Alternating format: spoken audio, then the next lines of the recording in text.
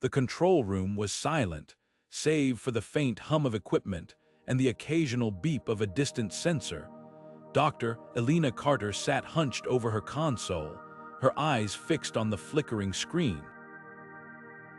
The data streamed in numbers, symbols, fragments of a language no human had ever spoken. She leaned closer, her breath catching as the pattern emerged. It wasn't random noise, it was a message, a transmission. Buried deep within the static of deep space, it pulsed faintly, like a heartbeat from the void. Her fingers flew across the keyboard, isolating the signal, amplifying it. The words began to form, slow and deliberate, as if whoever, or whatever, had sent it wanted her to understand. Mission compromised, systems failing, sabotage confirmed. Her stomach dropped. The words were cold, clinical, but the implications burned. This wasn't just a malfunction. This was intentional. Her mind raced back to the headlines from 2 years ago, the first manned mission to Proxima Centauri, humanity's bold leap into the stars. The crew, the best and brightest, had vanished without a trace. No distress calls, no debris, nothing. And now this, a transmission that shouldn't exist, from a ship that was supposed to be lost forever. She rewound the recording, listening again. The voice was distorted, almost unrecognizable, but the tone was unmistakable. Desperation, fear, and then the final words, whispered like a warning, "They are not alone." The room seemed to shrink around her, the weight of those 4 words pressing down. Who were they, and what or who was out there with them? She stared at the screen, the glow casting shadows across her face. This was more than a mystery. It was a revelation, and it was only the beginning. Dr. Carter's heart pounded as she stood before the United Earth Space Agency's Oversight Committee, the weight of her discovery pressing against her chest. The room was sterile, bathed in harsh fluorescent light, and filled with faces that ranged from skeptical to outright dismissive. She laid out the evidence meticulously, the transmission, the unmistakable pattern, the chilling words that still echoed in her mind. Mission compromised, systems failing, sabotage confirmed. She explained the implications, the deliberate nature of the interference, and the possibility that the crew of the lost mission had encountered something, or someone beyond human comprehension. But the committee's response was swift and crushing. Dr. Carter, the chairman, interrupted, his tone icy. This transmission could be a glitch, a hoax, or even a remnant of old Earth-based interference. Without concrete proof, this is nothing more than speculation. The other members nodded in agreement, their expressions hardening. One even scoffed, muttering something about conspiracy theories. Her hands clenched at her sides as she fought to keep her composure. She had expected resistance, but not this outright dismissal. The truth was right there, buried in the static of deep space, and they refused to see it. As she left the chamber, the weight of their indifference settled over her like a suffocating fog, but it didn't crush her. It ignited something deeper. A resolve. That night, in the dim glow of her apartment, she made a decision. If the agency wouldn't act, she would. Her mind turned to Captain Marcus Drake, a name she hadn't thought of in years. Once a celebrated astronaut, Drake had been grounded after a botched mission that left his reputation in tatters. But he was also the only person she knew who had both the skills and the motivation to help her. Their meeting was clandestine, held in a quiet corner of a near-abandoned spaceport bar. Drake's sharp features were shadowed by the dim lighting, but his piercing eyes betrayed a flicker of interest as she laid out her plan. An unauthorized expedition to Proxima Centauri, he asked, his voice low and steady. You're talking about risking everything, careers, freedom, maybe even our lives. She leaned forward, her voice barely above a whisper. And what if I'm right? What if the crew didn't just disappear? What if they were silenced? We owe it to them, to humanity, to find out. For a long moment, Drake was silent, his gaze fixed on the scarred surface of the table. Then, a faint smile tugged at the corner of his lips. "You've got guts, Carter." "I'll give you that, all right, count me in." Together, they began to piece together a plan. It wasn't going to be easy. They would need a ship, equipment, and a crew small enough to avoid detection, but skilled enough to handle the unknowns of deep space. Every step was a risk, every decision a gamble, but as they worked late into the night, the weight of the lost mission and the mystery of Proxima Centauri drove them forward. The stakes were impossibly high, but so was the potential. What they were about to uncover could change everything, not just for them, but for all of humanity. And as the first light of dawn crept through the window, Dr. Carter felt something she hadn't in years: hope. The Aurora was a relic of a bygone era, a ship that had once been the pride of Earth's fleet, but now sat abandoned in a dusty hangar on the edge of the spaceport. Its hull bore the scars of countless missions, its interior a maze of outdated systems and empty corridors.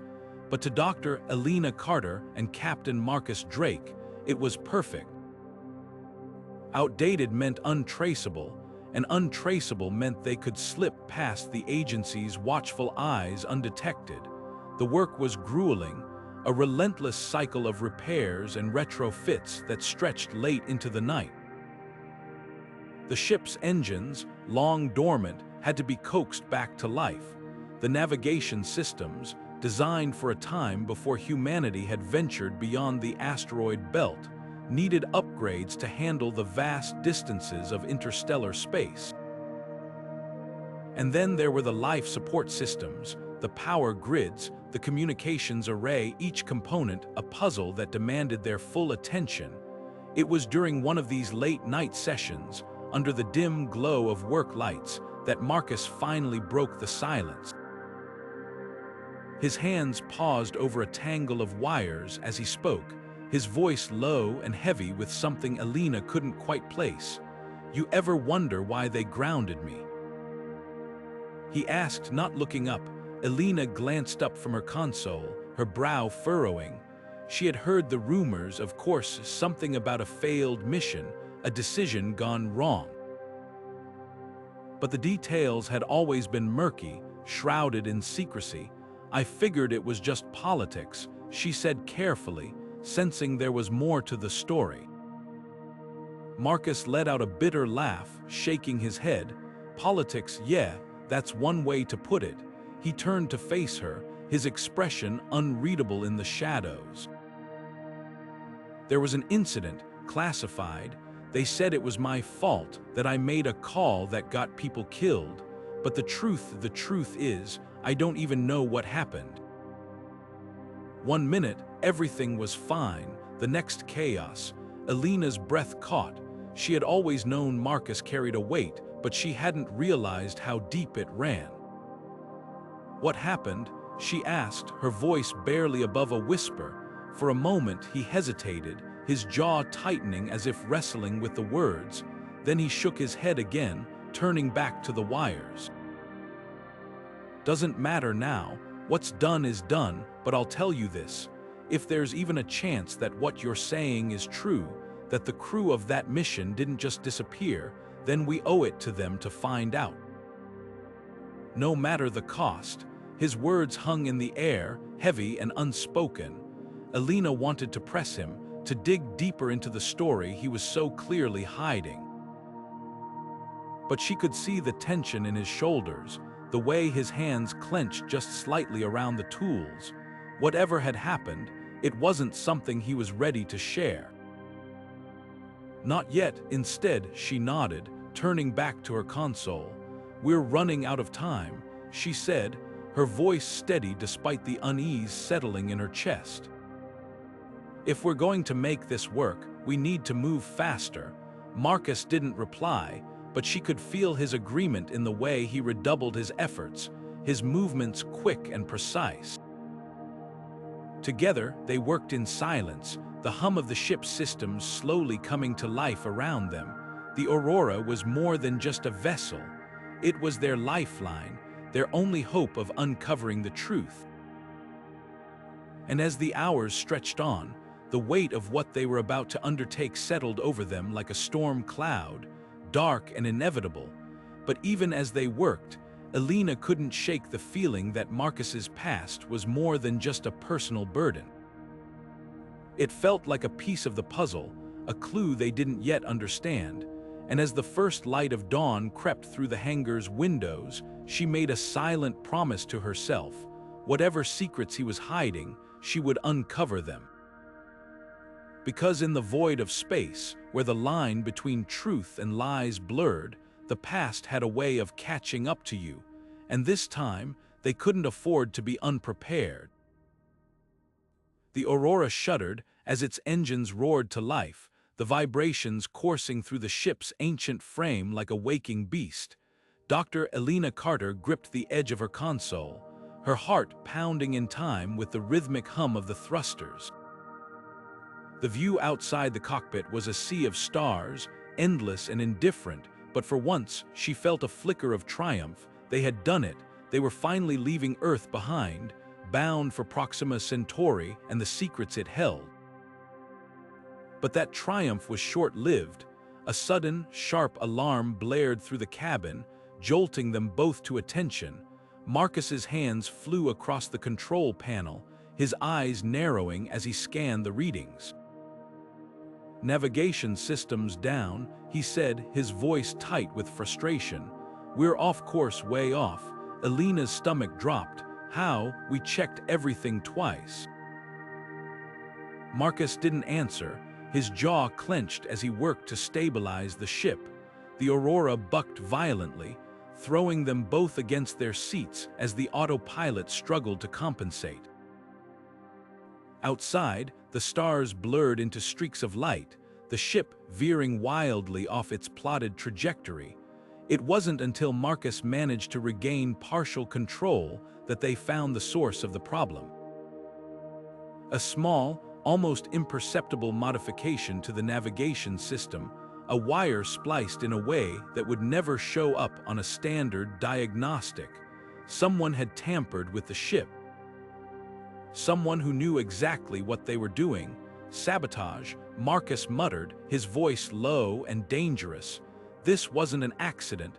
Elena's mind raced. The Oversight Committee's dismissive faces flashed in her memory, their skepticism now taking on a darker edge.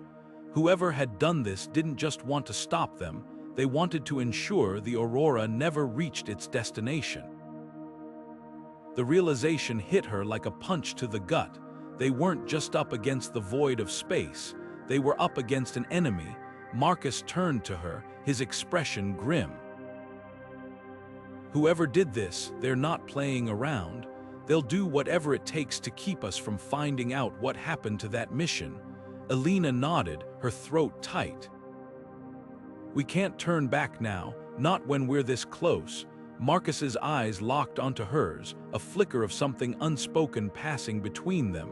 "I'll keep you safe," he said, his voice steady but laced with an intensity that sent a shiver down her spine. No matter what. But as the hours passed and the Aurora limped forward on its emergency course correction, the tension between them began to grow. Trust, once a given, now felt fragile, like a thin sheet of glass ready to shatter at the slightest pressure. Marcus's past, his secrets loomed larger with every passing moment, and Elena couldn't shake the feeling that there was more he wasn't telling her. "You keep looking at me like I'm the enemy," Marcus said suddenly, breaking the silence. His tone was calm, but there was an edge to it that made Elena flinch. "I'm not," she said quickly, though the words felt hollow even to her. "It's just this sabotage." It had to be someone with access to the ship, someone who knew what they were doing. Marcus's jaw tightened, and for a moment she thought he might snap. But instead, he simply turned back to the controls, his voice low and measured.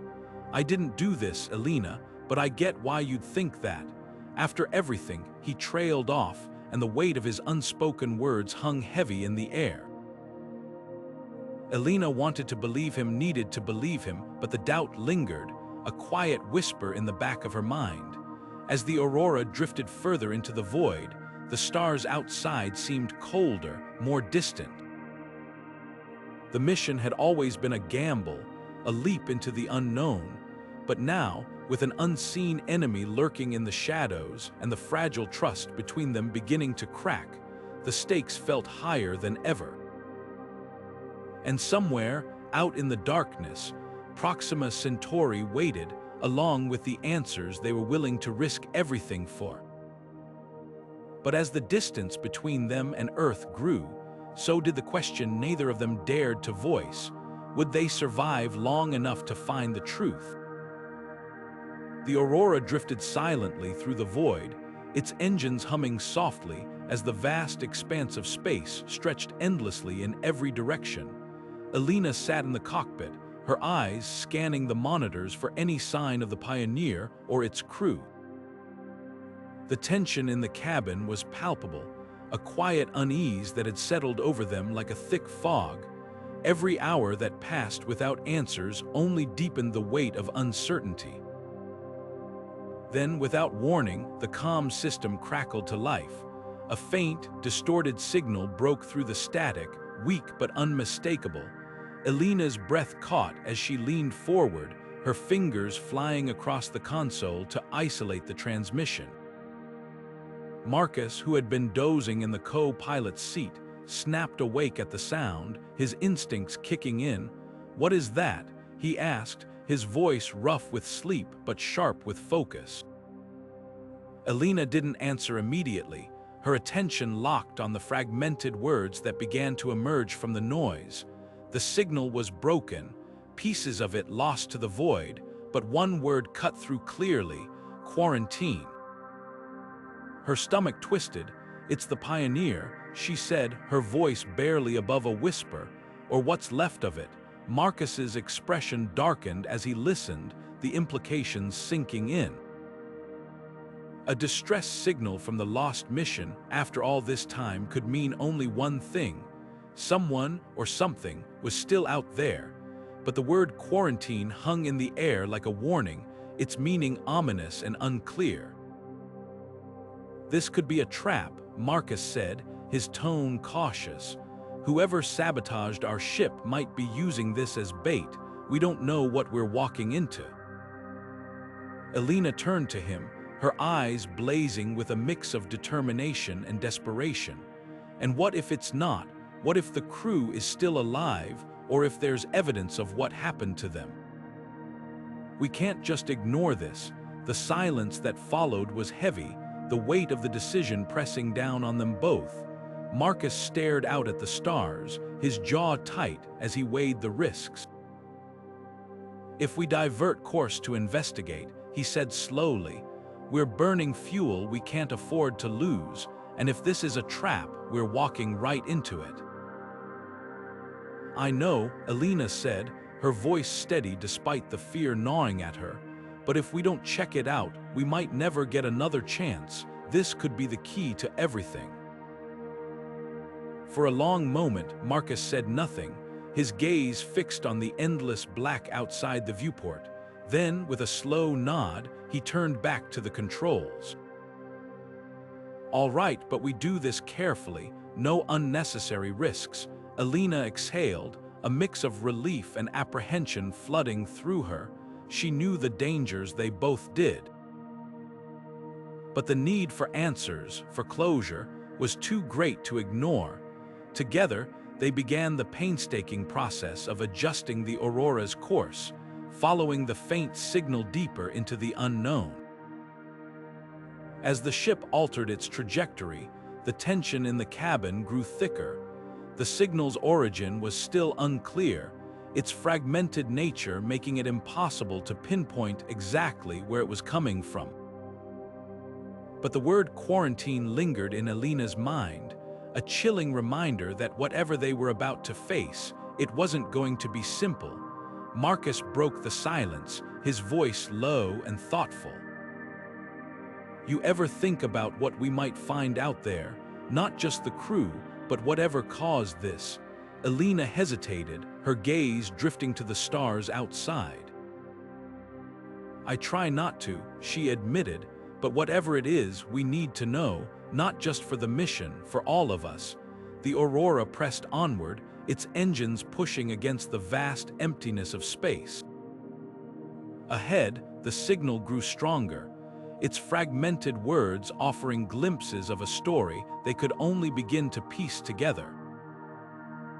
But as the distance between them and the source of the transmission narrowed, the question neither of them dared to voice grew louder in the back of their minds. What or who were they really chasing? And as the stars blurred past the viewport, the weight of that question settled over them like a shadow, dark and unyielding. The truth was out there, waiting. But so were the dangers, and they were about to face them head-on. The Aurora slid into orbit around Proxima Centauri b, the mysterious exoplanet that had haunted humanity's imagination for decades.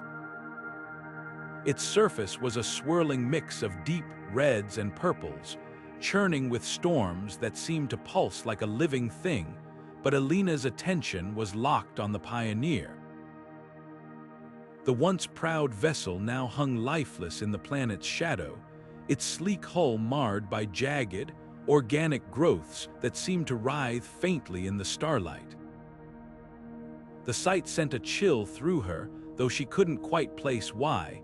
Marcus's voice broke the silence, his tone sharp and urgent. We need to be careful. That ship, it's not right. I don't like the look of those growths. Could be some kind of alien contamination.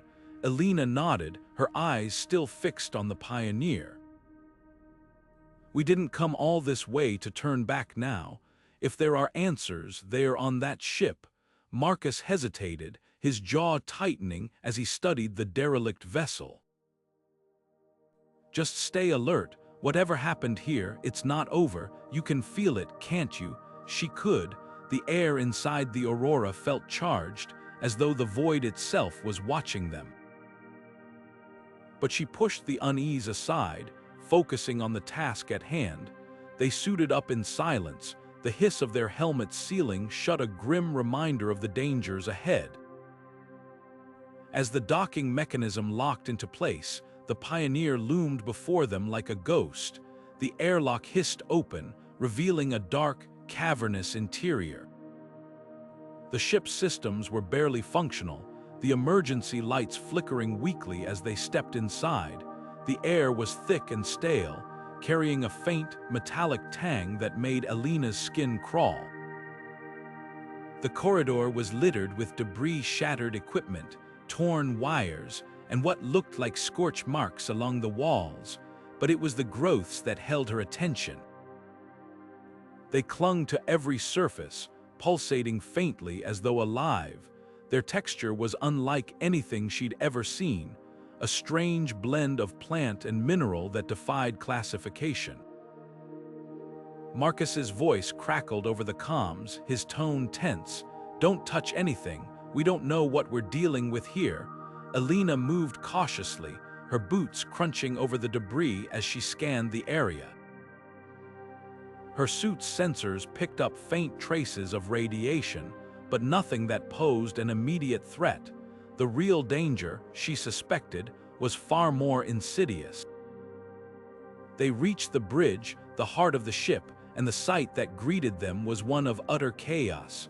The consoles were smashed, the viewport cracked and splintered, and the crew, they were gone. No bodies, no signs of a struggle, just an eerie emptiness that made Elena's stomach churn. Then she saw it, a single data pad, miraculously intact, lying on the floor near the captain's chair. She picked it up, her gloved fingers brushing the cracked screen. It flickered to life, displaying a series of fragmented logs. The first entry was from Captain Reyes, her voice calm but laced with urgency. Day 47, the growth started appearing 3 days ago. At first, we thought it was some kind of fungus, but it's alive, it reacts to us. And it's spreading fast. The next entry was more frantic. Day 51, we've lost contact with Earth. The growths are interfering with the comms. And the crew, they're changing. I don't know how to explain it, but they're not themselves anymore. Elena's breath quickened as she scrolled to the final entry. The captain's voice was barely audible, trembling with fear. Day 53, it's in the air, in the walls, in us. We tried to quarantine, but it's too late. If anyone finds this, don't come looking for us. Just stay away. The words hung in the air, heavy and suffocating. Elena looked up, her eyes meeting Marcus's through their visors. Neither of them spoke, but the unspoken truth was clear. They weren't alone on this ship. As if on cue, a faint sound echoed through the corridor, a low, guttural hum that seemed to reverberate through the walls. Marcus's hand went to his sidearm, his eyes scanning the shadows. We need to go now, but Elena hesitated, her grip tightening on the data pad. Not yet. There's more here, we need to know what happened. The hum grew louder, closer, and the growths around them seemed to pulse in response. Something was coming. Something that didn't belong on this ship or in this universe. The Pioneer had been a warning, and they had just walked right into it. The hum grew louder, echoing through the corridors of the Pioneer like a living pulse. Elena and Marcus exchanged a glance, their breaths shallow and quick inside their helmets. The ship seemed to breathe around them, the growths on the walls pulsating faintly, as if responding to the sound. Elena's fingers tightened around the data pad as she scrolled further into the logs. The entries grew more fragmented, more desperate. One stood out, its timestamp barely legible, Day 54. The entity, it's not just in the ship, it's in us, it's rewriting us, we can't fight it, we can't even think clearly anymore. Marcus's voice crackled over the comms, tense and urgent. We need to move now, but Elena couldn't tear her eyes away from the screen. The final log entry was from Captain Reyes, her voice trembling with a mixture of fear and resolve. This is Captain Reyes of the Pioneer. If anyone is listening, do not come near this ship, the entity. It's not just alive, it's intelligent. It manipulates, infects, consumes. It's using us, do not let it reach Earth. Destroy the ship, destroy it before it's too late. The words sent a chill through Elena's veins. She looked up at Marcus, her voice barely above a whisper. We can't leave, not yet. We need to find out what this thing is, what it wants. Marcus shook his head, his expression dark. You heard the captain. This isn't just about answers anymore. This is about survival. If that thing gets loose, before he could finish, a sound cut through the silence. A sharp, metallic clang from deeper within the ship. They froze, their eyes darting toward the source. The hum intensified, vibrating through the walls, and the growths around them seemed to writhe more violently. Elena's heart pounded as she took a step forward, her suit's flashlight cutting through the darkness. We can't just leave without knowing, she said, her voice steady despite the fear clawing at her chest. If this thing is as dangerous as Reyes says, we need to understand it. We need to know how to stop it. Marcus hesitated, his hand hovering over his sidearm. And if it's already too late, if we're already infected, the question hung in the air, heavy and unspoken. Elena glanced down at her suit's sensors, scanning for any anomalies. So far, they were clean, but for how long? They pressed on, moving cautiously through the ship's labyrinthine corridors. The Pioneer was a graveyard, its once pristine halls now a nightmarish fusion of technology and organic growth. The air was thick with the metallic tang of decay, and the faint hum seemed to follow them, growing louder with every step. As they reached the engineering bay, the source of the sound became clear. A section of the wall had been torn open, the growth spilling out like tendrils, and in the center of the room, something moved. It was humanoid, or had been once. Its body was twisted, its limbs elongated and fused with the growths that now covered the ship. Its face was unrecognizable, its features distorted and stretched into a grotesque mask. But its eyes burned with a cold, alien intelligence. Elena's breath caught in her throat. "Rays," she whispered, though she knew it couldn't be. Not anymore.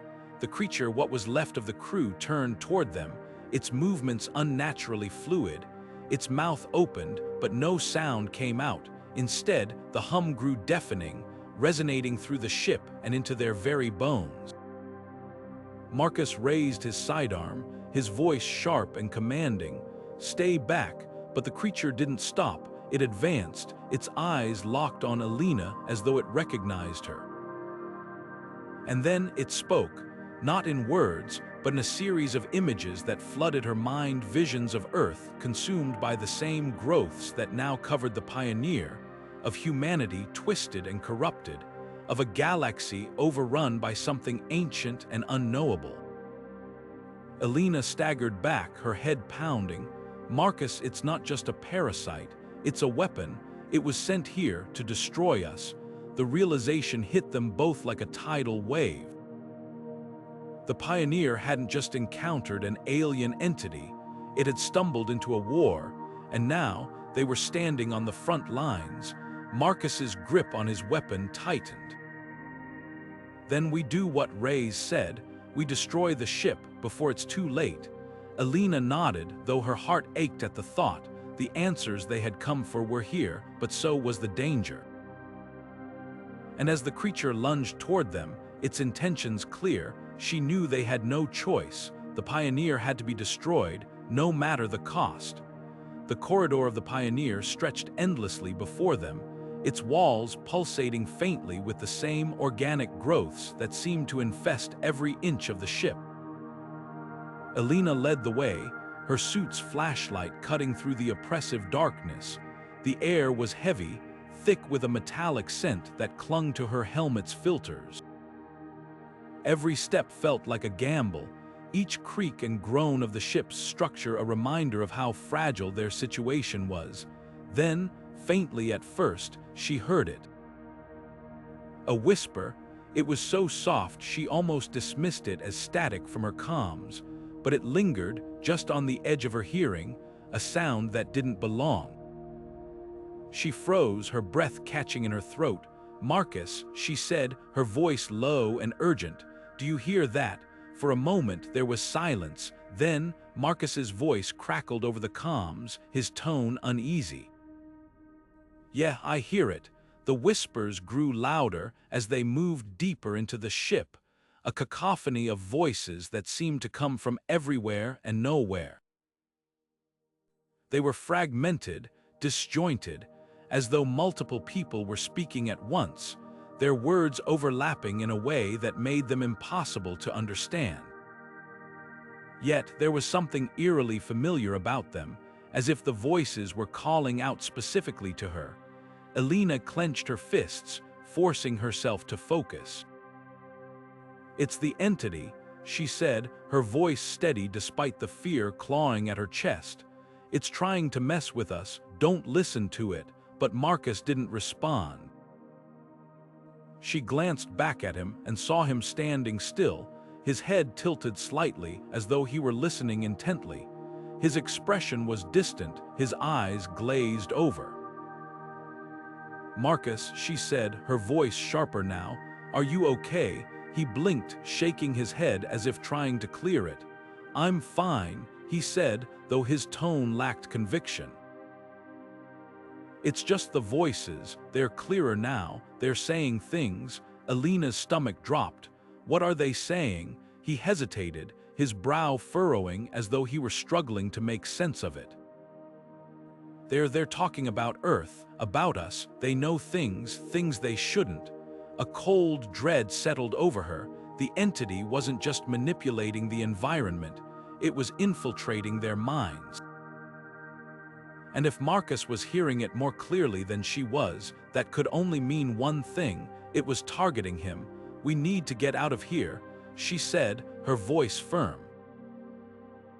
Now, but Marcus didn't move. His gaze was fixed on something in the distance, his expression unreadable. "They're showing me things," he said, his voice distant.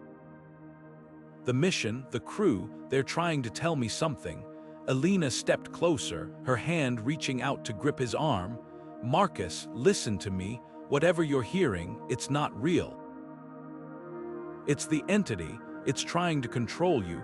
He turned to her, his eyes flickering with something she couldn't quite place. "What if it's not?" he said, his voice low and intense. "What if it's trying to warn us? What if we're the ones who don't understand?" The question hung in the air, heavy and unspoken. Elena's mind raced, trying to reconcile what she knew with what Marcus was experiencing. The entity was intelligent, that much was clear, but was it hostile? Or was there something more to its actions, something they couldn't yet comprehend? Before she could respond, the whispers crescendoed, a cacophony of voices that seemed to echo through the very walls of the ship. Marcus winced, his hands flying to his helmet as though trying to block out the sound. "It's too loud," he muttered, his voice strained. "I can't, Marcus," Elena shouted, gripping his shoulders. "Focus on me, don't let it in, don't let it take you." For a moment his eyes met hers, and she saw a flicker of the man she knew, but it was fleeting, replaced by a cold, alien calm. "You don't understand," he said, his voice eerily steady. "None of you do, but you will." The words sent a chill through her. Whatever the entity was doing to him, it was working. And if she didn't find a way to break its hold soon, they might both be lost. The Pioneer was no longer just a derelict ship, it was a battlefield, and the entity was winning. The Pioneer's medical bay was a shadow of its former self, its sterile walls now overrun with the same pulsating growths that infested the rest of the ship. Elena and Marcus moved cautiously, their boots crunching over shattered glass and broken equipment.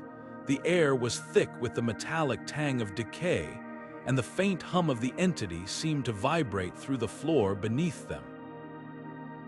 Then they saw her.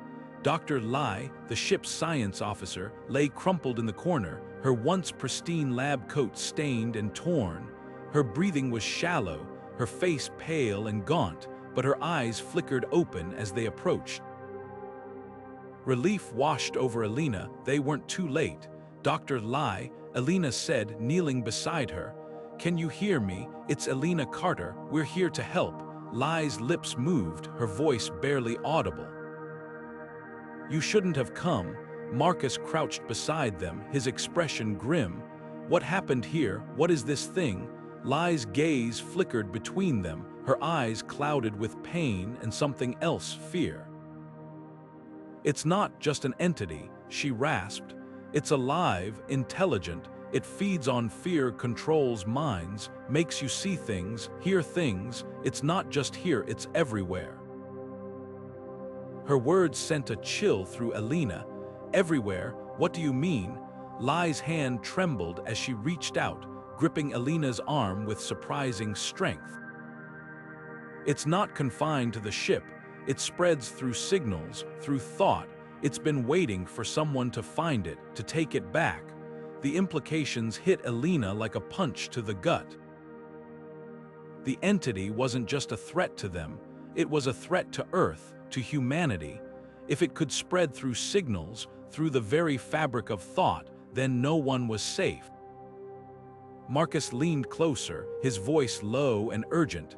"How do we stop it?" Lai's grip tightened, her eyes locking onto his. "You can't, not here, not alone. You have to destroy the ship before it's too late."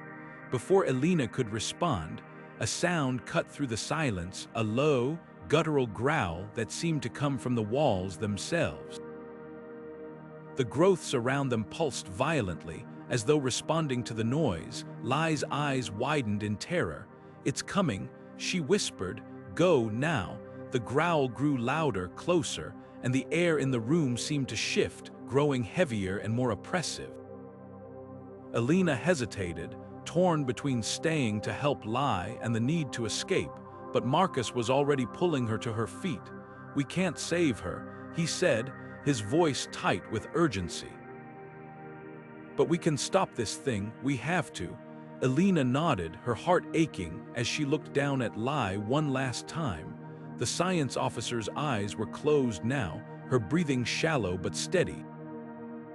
She had done her part, now it was up to them.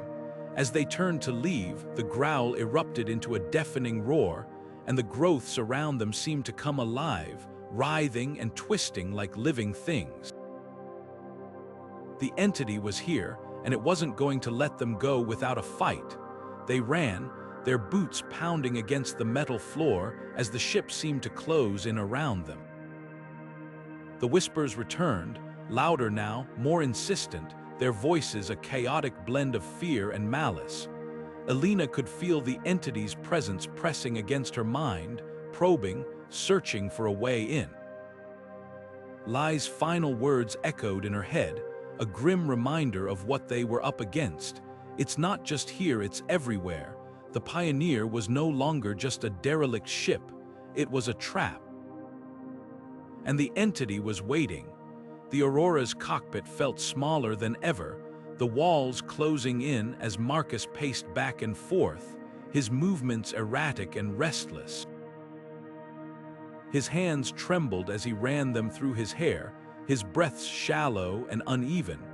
Elina watched him from the pilot's seat, her heart pounding as she tried to make sense of the chaos unfolding around them. "We can't just blow the Pioneer out of the void," Marcus said abruptly, his voice sharp and strained. "Not without proof, not without showing them what's out here." Elina frowned, her hands tightening on the controls. "Marcus, we don't have time for this. Lai told us to destroy the ship. The entity is dangerous. It spreads through signals, through thought. If we don't act now, it could reach Earth." But Marcus wasn't listening. His eyes darted around the cabin, as though tracking something only he could see. "You don't understand," he muttered, his voice low and urgent. "It's not just a parasite, it's a warning, a message. If we destroy the ship, we destroy the evidence. And then they'll never believe us." Elena's stomach churned. The man she had trusted, relied on, was unraveling before her eyes. The entity's whispers, faint at first, had grown louder since they'd returned to the Aurora, and Marcus seemed to be the primary target. His paranoia was escalating, his thoughts fragmenting under the weight of the entity's influence. "Marcus," she said carefully, her tone calm but firm. "The Pioneer is compromised, the crew is gone, whatever evidence is left, it's tainted. We can't risk letting that thing spread any further." He stopped pacing, his gaze snapping to hers. For a moment, she saw the man she knew, the disciplined, focused captain who had agreed to this mission against all odds. But then his expression shifted, his eyes narrowing with suspicion. "How do I know you're not part of it?" he asked, his voice cold and measured. "How do I know it hasn't already gotten to you?" The accusation hit her like a punch to the gut. "Marcus, listen to yourself," she said, her voice rising despite her efforts to stay calm.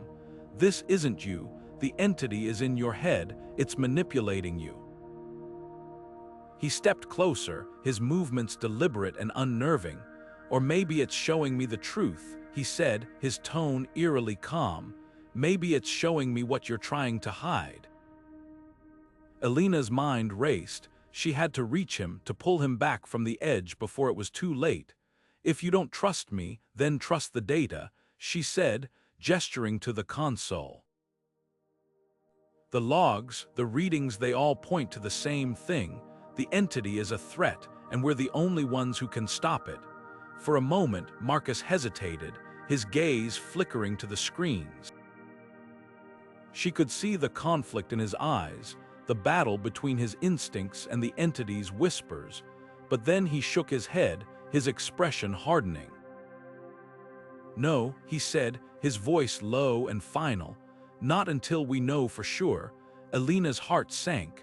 Time was running out, and every second they delayed was another opportunity for the entity to tighten its grip.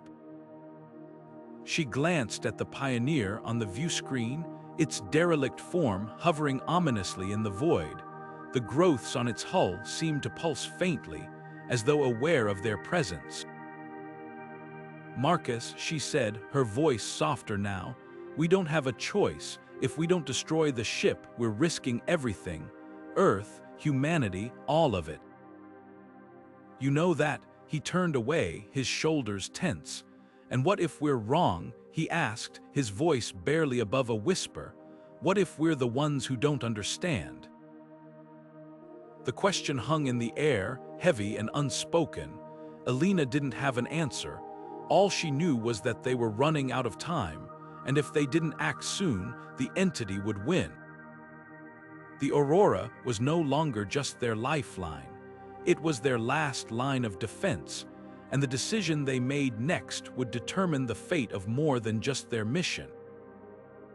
It would determine the fate of humanity itself. Elena's flashlight flickered as she moved through the Pioneer's dark, skeletal corridors, her breath shallow inside her helmet. The ship was a graveyard, its walls twisted with the same organic growths that seemed to pulse faintly, as if alive. She had come back alone, unable to shake the feeling that there was more to uncover, something the entity, or perhaps even the agency, didn't want her to find. Then, as she passed what had once been the captain's quarters, something caught her eye. A faint seam in the wall, almost invisible under the layers of growth, glinted in the light. Her pulse quickened as she approached, running her gloved hand along the edge. It wasn't part of the ship's original design, it was a hidden compartment. With a sharp tug, the panel gave way, revealing a small, secure storage space. Inside was a data drive, its surface scratched and worn but still intact. Elena hesitated for a moment, her instincts screaming at her to turn back, but curiosity, or maybe desperation, pushed her forward. She plugged the drive into her suit's portable reader, and the screen flickered to life. The files were classified, marked with the highest levels of security clearance. Her stomach turned as she began to read. The mission to Proxima Centauri hadn't been a leap into the unknown. It had been a calculated experiment. The agency had known about the entity long before the Pioneer launched. They had detected its signals years earlier, faint whispers from the void that hinted at something ancient and incomprehensible. But instead of warning the crew, they had sent them in blind, using them as test subjects to study the entity's behavior. The realization hit her like a punch to the gut. The crew hadn't just been lost, they had been sacrificed, and Marcus had been part of it. Her hands trembled as she scrolled through the files, each line of text confirming her worst fears. Marcus's name appeared multiple times, his role in the cover-up laid bare. He had been tasked with monitoring the mission from the shadows, ensuring the agency's secrets stayed hidden. The man she had trusted, the man she had relied on, had been lying to her from the start. Elena's mind raced, her thoughts a whirlwind of anger, betrayal, and disbelief. She had to confront him, she had to know why. When she returned to the Aurora, Marcus was waiting in the cockpit, his expression unreadable. She didn't give him a chance to speak.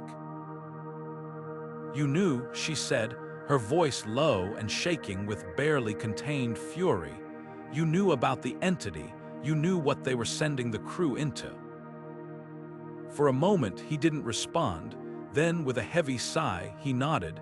Yes, he admitted, his voice devoid of its usual confidence. I knew. The admission hung in the air like a storm cloud, heavy and suffocating.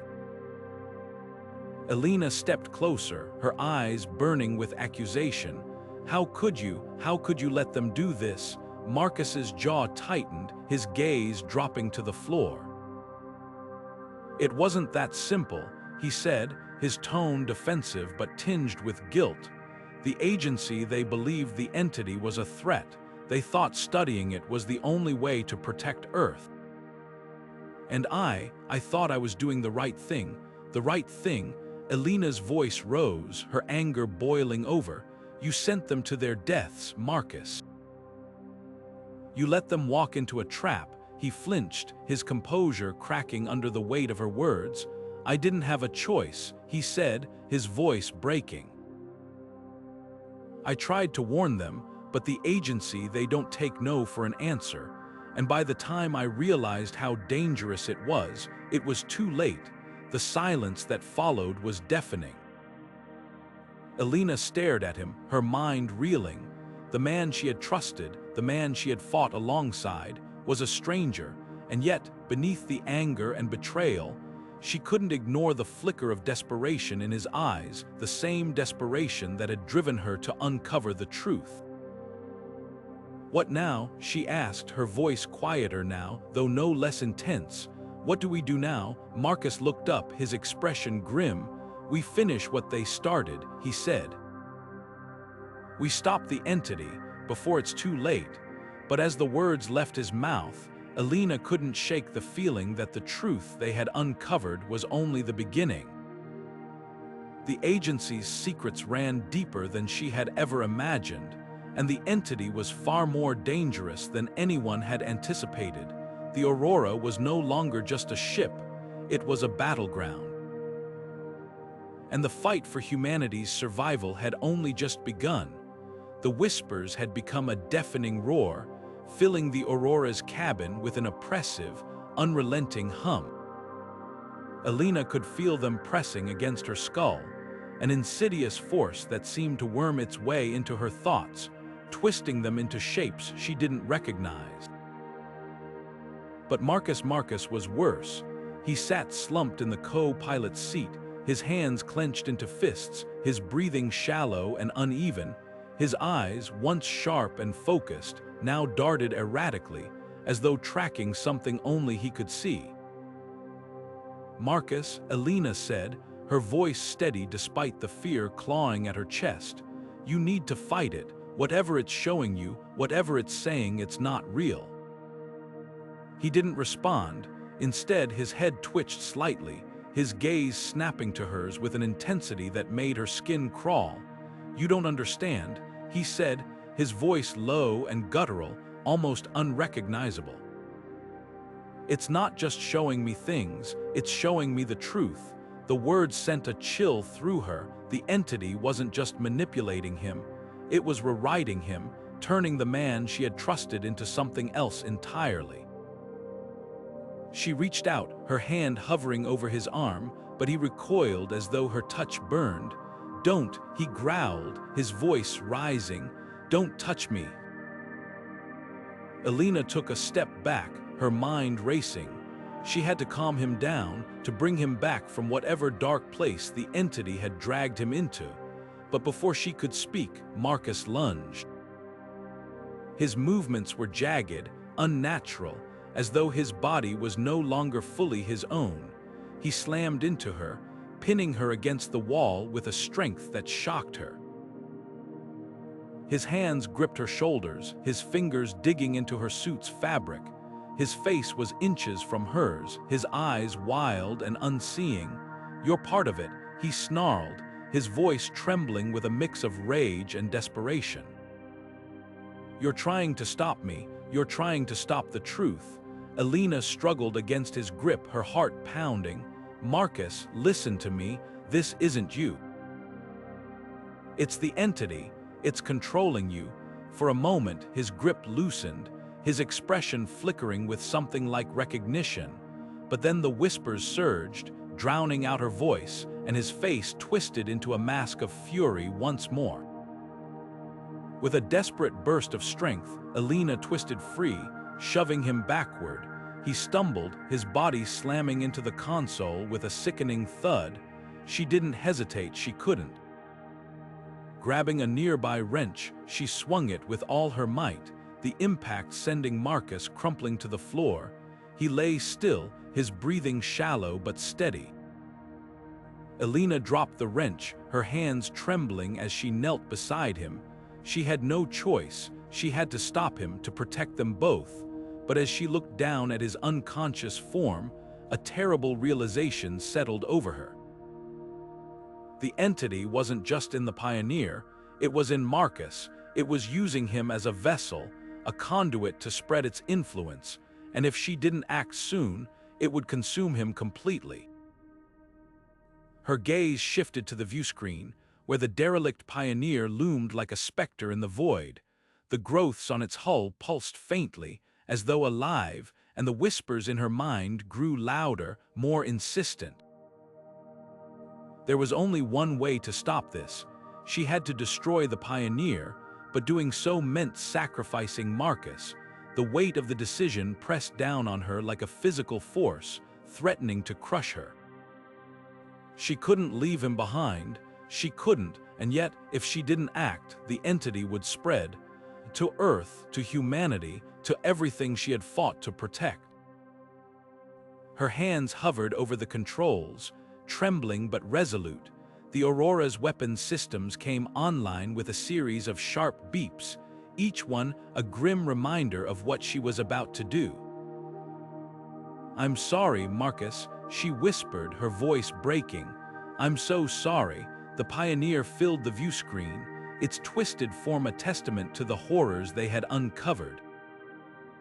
Elena's finger hovered over the firing button, her breath catching in her throat, and then, with a final, shuddering breath, she pressed it. The Aurora's weapons fired, a brilliant burst of light cutting through the void. The Pioneer erupted in a blinding explosion, its shattered fragments scattering into the darkness. Elina watched in silence, her heart heavy with grief and guilt.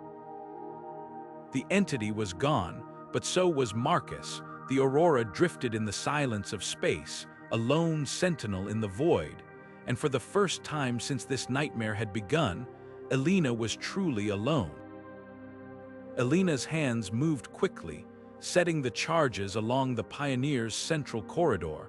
The hum of the entity was louder here, almost deafening, as if it knew what she was doing. Her mind raced with every second that passed, her thoughts a chaotic mix of urgency and dread.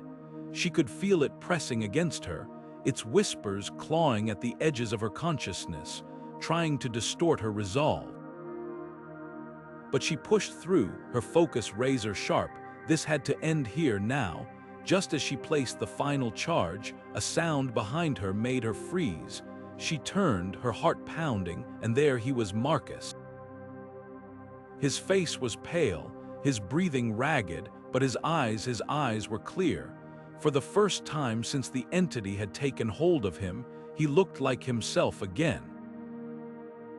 "Elina," he said, his voice hoarse but steady. "I'm here, I'm back." She hesitated, her hand instinctively gripping the detonator tighter. "How do I know it's really you?" He took a step forward, his movements slow and deliberate, as though every muscle fought against the entity's lingering control. "You don't," he admitted. "But I can feel it, its grip slipping, and I know what we have to do." For a moment they stood there, the weight of the decision hanging between them. Then, with a sharp nod, Elina handed him the detonator. Together they moved through the ship, their footsteps echoing in the eerie silence. The Pioneer felt alive around them, its walls pulsating faintly as though aware of its impending destruction. As they reached the airlock, Marcus turned to her, his expression grim but resolute. "Once we do this, there's no going back. The Aurora might not survive the blast." Elina met his gaze, her voice steady despite the fear coiling in her chest. "We don't have a choice. If the entity gets loose, it won't just be us, it'll be Earth. It'll be everyone." Marcus nodded, his jaw tightening. "Then let's finish this." They stepped back into the Aurora, sealing the airlock behind them. The detonator in Marcus's hand felt impossibly heavy, a symbol of both their salvation and their potential doom. Elena's fingers brushed his as they both reached for it, their eyes locking in silent agreement. With a deep breath, they pressed the button. The explosion was instantaneous, a blinding flash of light that engulfed the Pioneer in a fiery cascade. The shockwave hit the Aurora like a tidal wave, sending the ship spinning wildly out of control. Alarms blared, red lights flashing as the hull groaned under the strain. Elina was thrown against the console, her head slamming into the edge as the ship tumbled through the void. When the chaos finally subsided, the viewscreen flickered to life, revealing a sight that took her breath away. Below them, shrouded in swirling clouds of red and purple, was the mysterious planet they had glimpsed earlier. Its surface churned with storms, its atmosphere alive with energy. But there was no time to marvel at its beauty. The Aurora was falling, its systems failing as gravity pulled them inexorably toward the planet's surface. Marcus grabbed the controls, his hands steady despite the chaos. "Hold on," he shouted, his voice straining with effort. "I'm trying to stabilize us." But it was no use. The Aurora was too damaged, its engines sputtering as they plummeted toward the alien world. Elina clutched her seat, her knuckles white, as the ship entered the atmosphere, the heat of re-entry causing the hull to scream in protest. For a moment, everything went dark. When Elina opened her eyes, the ship was still, the alarms silent. She blinked, her head throbbing as she tried to make sense of their surroundings. The cockpit was a mess, wires hanging from the ceiling, sparks flickering from the shattered console. But they were alive. Marcus groaned beside her, his face bruised but otherwise unharmed. Where are we?" Elina looked out the cracked viewscreen, her breath catching in her throat. The sky above was a deep, swirling crimson, the ground below a jagged landscape of towering rock formations and glowing, alien vegetation. They had survived the crash, but they were far from safe. The Pioneer was gone, the entity destroyed, but as Elina stared out at the alien horizon, she couldn't shake the feeling that their journey was far from over. The planet held secrets of its own secrets that might change everything they thought they knew, and for the first time since this nightmare had begun, they were truly on their own. The Aurora lay broken and silent, its once proud frame now a crumpled husk against the jagged, alien terrain. Elina stumbled out of the wreckage, her boots sinking into the soft, moss-like ground that seemed to pulse faintly beneath her feet. The air was thick and warm, carrying a faint metallic tang that made her throat itch. She took a cautious breath, half expecting it to be toxic, but to her surprise, it was breathable, though it left a strange, acrid aftertaste on her tongue. Marcus followed close behind, his movements stiff and deliberate. His face was pale, his eyes scanning the horizon with a mix of awe and apprehension. The sky above was a swirling canvas of deep crimson and violet, the clouds churning like liquid fire. It was beautiful in a way, but also unnerving, as though the planet itself was alive and watching them. The ground beneath them was a patchwork of bioluminescent plants, their glow shifting from pale green to eerie blue as they walked. Towering rock formations loomed in the distance, their surfaces etched with strange, geometric patterns that seemed too deliberate to be natural. And then there were the sounds, low, guttural hums that seemed to emanate from the earth itself. punctuated by the occasional rustle of unseen creatures moving through the undergrowth. Elina crouched to examine one of the glowing plants, her gloved hand brushing against its surface. The moment she made contact, the plant's glow intensified, pulsing rapidly as though responding to her touch. She jerked her hand back, her heart racing. This place, it's not just alien, it's alive. Marcus nodded grimly, his gaze fixed on a cluster of large, bulbous growths that swayed gently in the breeze. And if the entity came from here, it's no wonder it was so hard to understand. This whole planet is different, like it operates on a completely different set of rules. As they ventured further from the wreckage, the landscape grew more surreal. The flora became denser, their bioluminescence casting an otherworldly glow that illuminated their path. Strange, insect-like creatures flitted through the air, their translucent wings catching the light in flashes of iridescent color. But for all its beauty, the planet felt hostile. Every sound, every movement seemed to carry an undercurrent of danger. Then they saw it. In the distance, rising from the ground like a monolith, was a massive structure. Its surface was covered in the same geometric patterns they had seen on the rocks, but these were more intricate, more deliberate. The structure seemed to hum faintly, its vibrations resonating through the ground and into their bones. Elena's breath caught in her throat. "That's not natural," she said, her voice barely above a whisper. It's a machine, or something like it." Marcus's expression darkened. If the entity came from here, that thing might be its origin, or worse, its controller. The realization hung heavy in the air, a grim reminder of why they had come.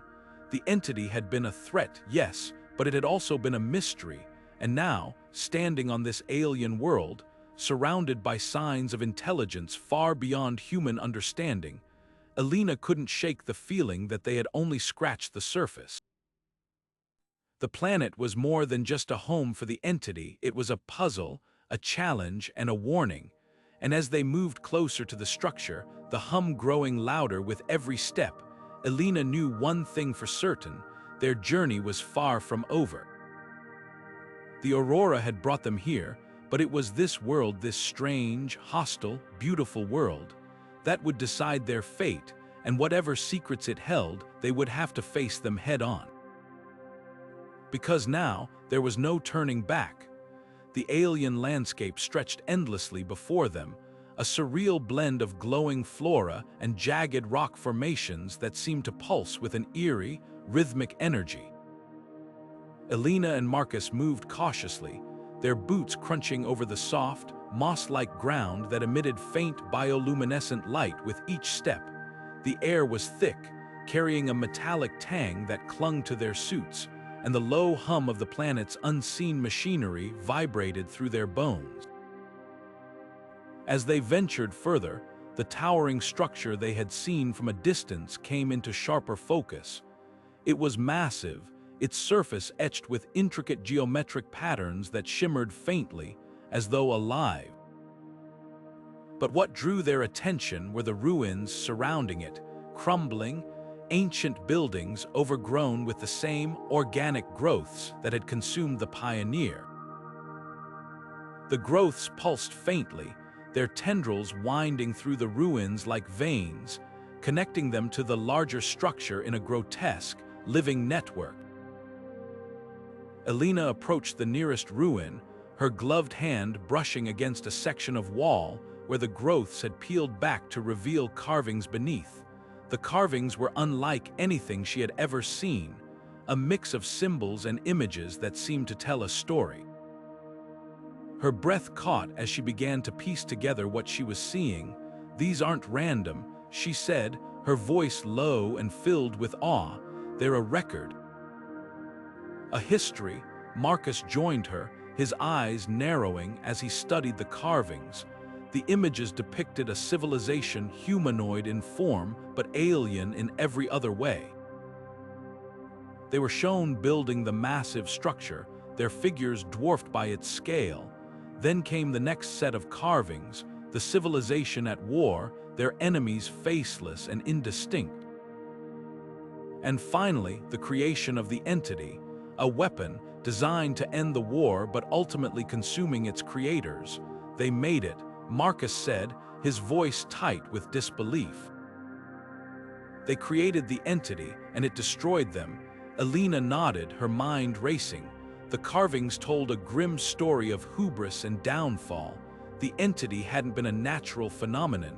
It had been engineered, a weapon of last resort that had spiraled out of control. The growths, the whispers, the way it manipulated and consumed, it all made sense now. It wasn't just a parasite. It was a relic of a civilization that had tried to play God and paid the ultimate price. She traced a finger over one of the carvings, her thoughts turning to the pioneer.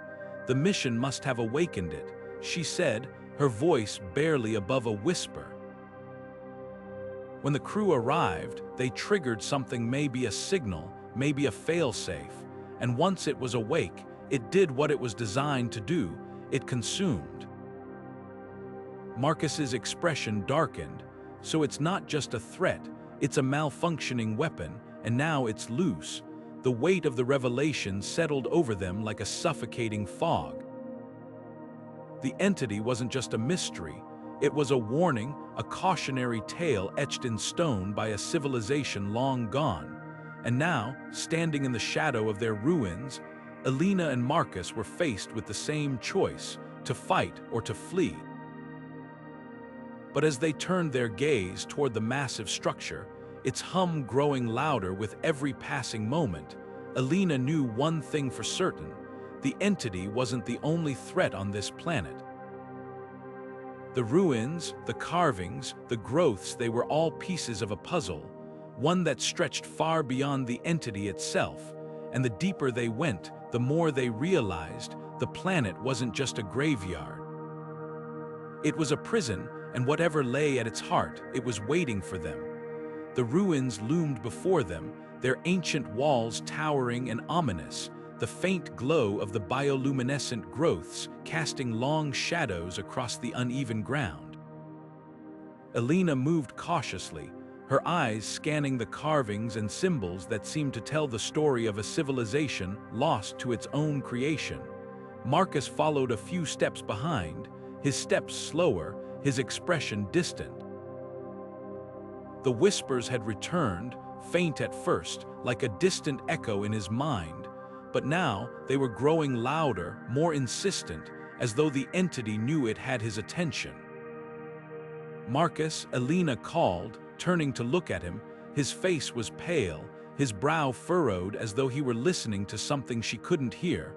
"Are you okay?" He blinked, shaking his head slightly as if to clear it. "Yeah, just it's this place, it's messing with my head." But Elina wasn't convinced. She had seen this before, the way his eyes flickered, the way his voice wavered. The entity was trying to reach him again. As they pressed deeper into the ruins, the whispers grew more coherent, more personal. They weren't just random noises anymore, they were words, clear and deliberate, forming a message that only Marcus could hear. "You don't have to fight me," the voice said, its tone smooth and persuasive. "You can't win, but you can survive, you can save her." Marcus froze, his breath catching in his throat. The entity's words echoed in his mind, each one a barb that dug deeper into his resolve. "What do you mean?" he murmured, his voice barely audible. "I don't want to destroy you," the entity continued, its voice almost soothing now. "I want to return to Earth. With your help, I can. And when I do, I'll let her live. You have my word." The offer hung in the air, a tempting lifeline in the midst of chaos. Marcus's hands clenched into fists, his mind racing. He knew what the entity was.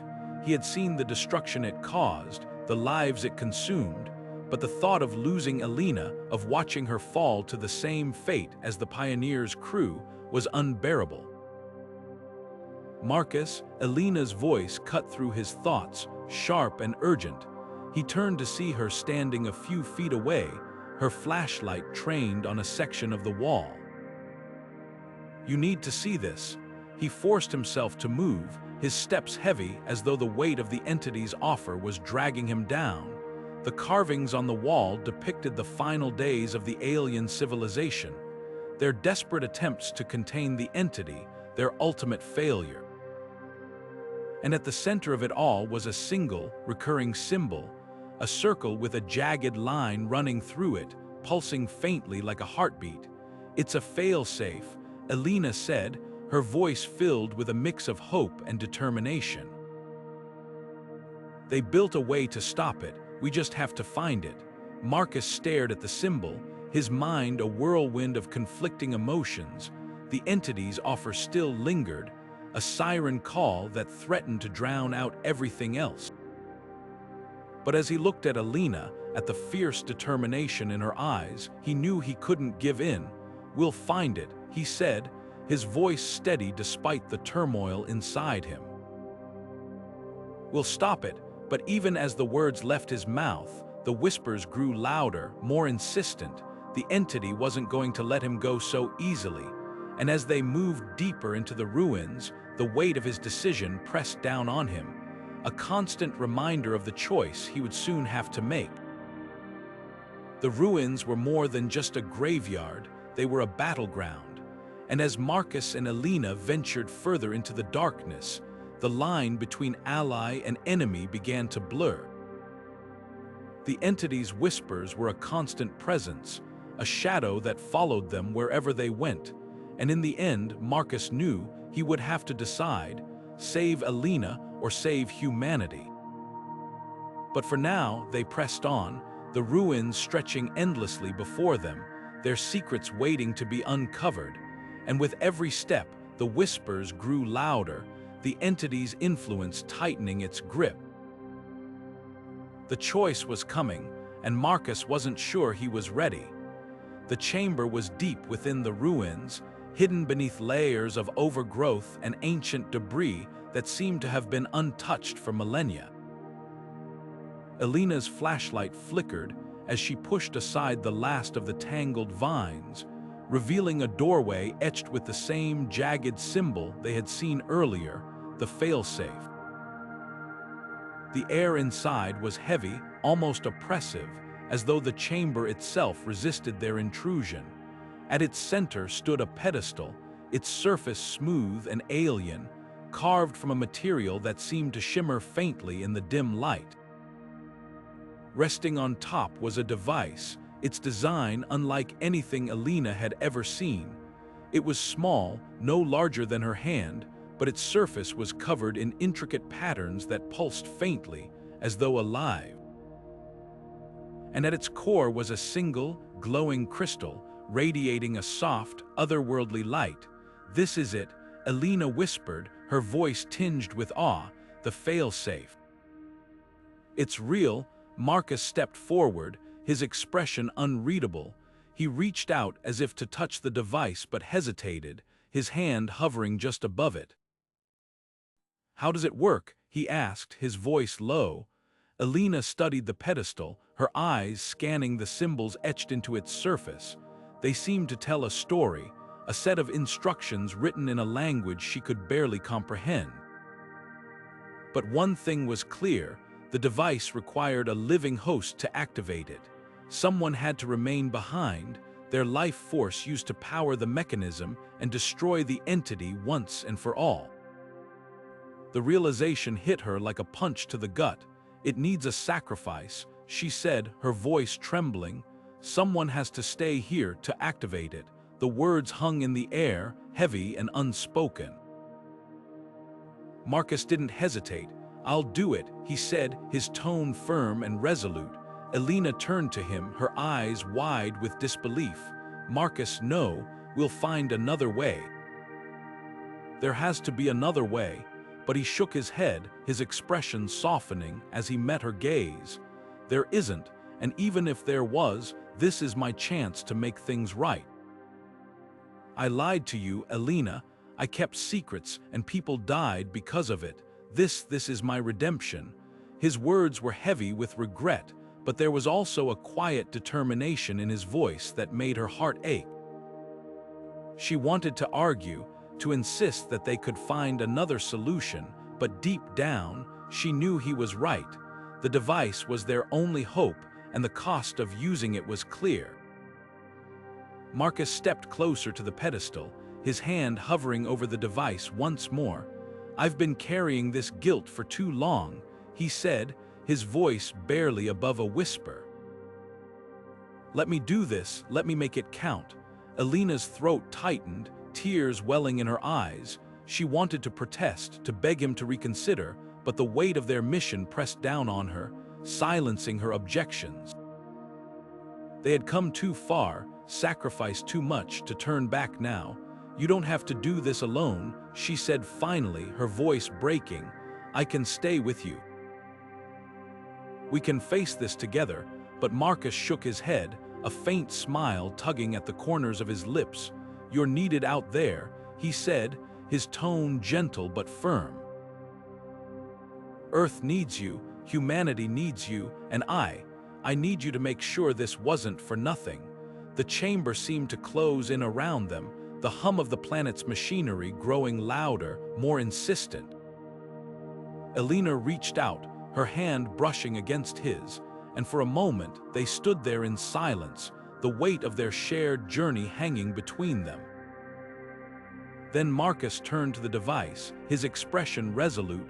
"Go," he said, his voice steady despite the storm of emotions in his eyes. "I'll take it from here." Elena hesitated, her heart breaking as she realized this was goodbye, but she knew he was right. The mission came first, humanity came first. With a final, lingering glance, she turned and walked away, the sound of her footsteps echoing in the ancient chamber. Behind her, Marcus reached for the device, his hand closing around the glowing crystal. And as the chamber filled with light, Elena knew that the sacrifices they had made, and the ones yet to come, would shape the future of humanity. The entity would be destroyed, but at a cost that would haunt her forever. The ruins were silent now, their secrets laid bare, and as Elena stepped into the alien sunlight, she carried with her the weight of Marcus's sacrifice, and the hope that his final act would save them all. The chamber was bathed in an eerie, pulsating light as the device on the pedestal activated, its glow intensifying with each passing second. Elena stood at the threshold, her hand gripping the edge of the doorway, torn between the need to escape and the unbearable weight of leaving Marcus behind. She turned back, her voice trembling. "There has to be another way, we can't just—" "There isn't," Marcus interrupted, his voice firm but laced with an undercurrent of sorrow. His eyes met hers, and for the first time, she saw the full depth of the burden he had been carrying. "Elena, there's something else you need to know. Something I should have told you a long time ago." He reached into a compartment on his suit and pulled out a small data chip, its surface gleaming faintly in the chamber's light. The agency, they didn't just stumble onto the entity, they were looking for it. This whole mission, the pioneer, the experiments, it was all part of a plan. A plan to weaponize it. Elena's breath caught in her throat. "What are you talking about?" Marcus stepped closer, his expression grim. The entity wasn't just a scientific curiosity. It was a weapon, one they thought they could control. They wanted to use it, to turn it against their enemies, to secure their dominance, but they underestimated it. And when it got out of hand, they covered it up, sent the pioneer in as a scapegoat, hoping to buy time to figure out how to contain it. The weight of his words settled over her like a suffocating fog. The agency, the very people she had trusted, had worked for, had known the risks all along. They had sacrificed the crew, sacrificed countless lives, all in the name of power and control. Marcus pressed the data chip into her hand, his grip firm but gentle. "This has everything: records, communications, proof of what they did, you need to get it out. Expose them, make sure no one else has to die for their mistakes. Elina stared at the chip, her mind racing. The implications were staggering. If what Marcus said was true, the agency's conspiracy went far deeper than she had ever imagined. And now, the evidence was in her hands, a burden as heavy as the one Marcus was about to bear. "Why are you telling me this now?" she asked, her voice barely above a whisper. "Because you're the only one I trust to do what's right," he said, his tone softening. "You've always been the one who fought for the truth, no matter the cost. And now, more than ever, the world needs that truth." The chamber's hum grew louder, the device on the pedestal pulsing with increasing intensity. Marcus glanced at it, his expression resolute. "It's time for you to go," he said, his voice steady despite the finality of his words. "I'll hold it off as long as I can, but you need to move now." Elina hesitated, her heart breaking at the thought of leaving him behind, but she knew he was right. The mission wasn't over, not yet. The truth still needed to be told, and she was the only one left to tell it. With a final, lingering glance, she turned and ran, the sound of her footsteps echoing through the ancient ruins. Behind her, the chamber filled with light, the device's power surging as Marcus activated it. As she emerged into the alien sunlight, the weight of the data chip in her hand felt like a promise to expose the truth, no matter the cost. The entity would be destroyed, but the fight wasn't over. The agency's secrets, their lies, their greed, they were still out there, and Elina was determined to bring them to light. The journey back to the Aurora was a blur, her mind racing with the implications of what she had learned. But one thing was clear, Marcus's sacrifice wouldn't be in vain. She would make sure of it. The ruins faded into the distance as the Aurora lifted off, its engines roaring to life, and as the alien world disappeared beneath the clouds, Elina knew that the real battle was just beginning. The truth was out there, waiting to be uncovered, and she wouldn't stop until it was. Elina's footsteps echoed through the ruins as she sprinted toward the surface, her heart pounding with every stride. The air around her vibrated with an unnatural energy, the hum of the device Marcus had activated growing louder, more intense. Behind her, the chamber was a blinding beacon of light, its glow spilling into the corridors and casting long, jagged shadows on the walls. She didn't dare look back, not because she didn't want to, but because she knew if she did, she might falter. The weight of Marcus's sacrifice pressed heavily on her chest, but she forced herself to keep moving. The mission wasn't over yet.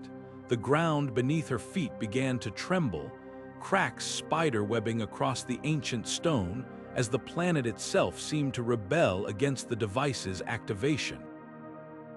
Chunks of the ceiling rained down, forcing her to dodge and weave through the collapsing ruins. Her breath came in ragged gasps, her suit's oxygen supply struggling to keep up with her exertion.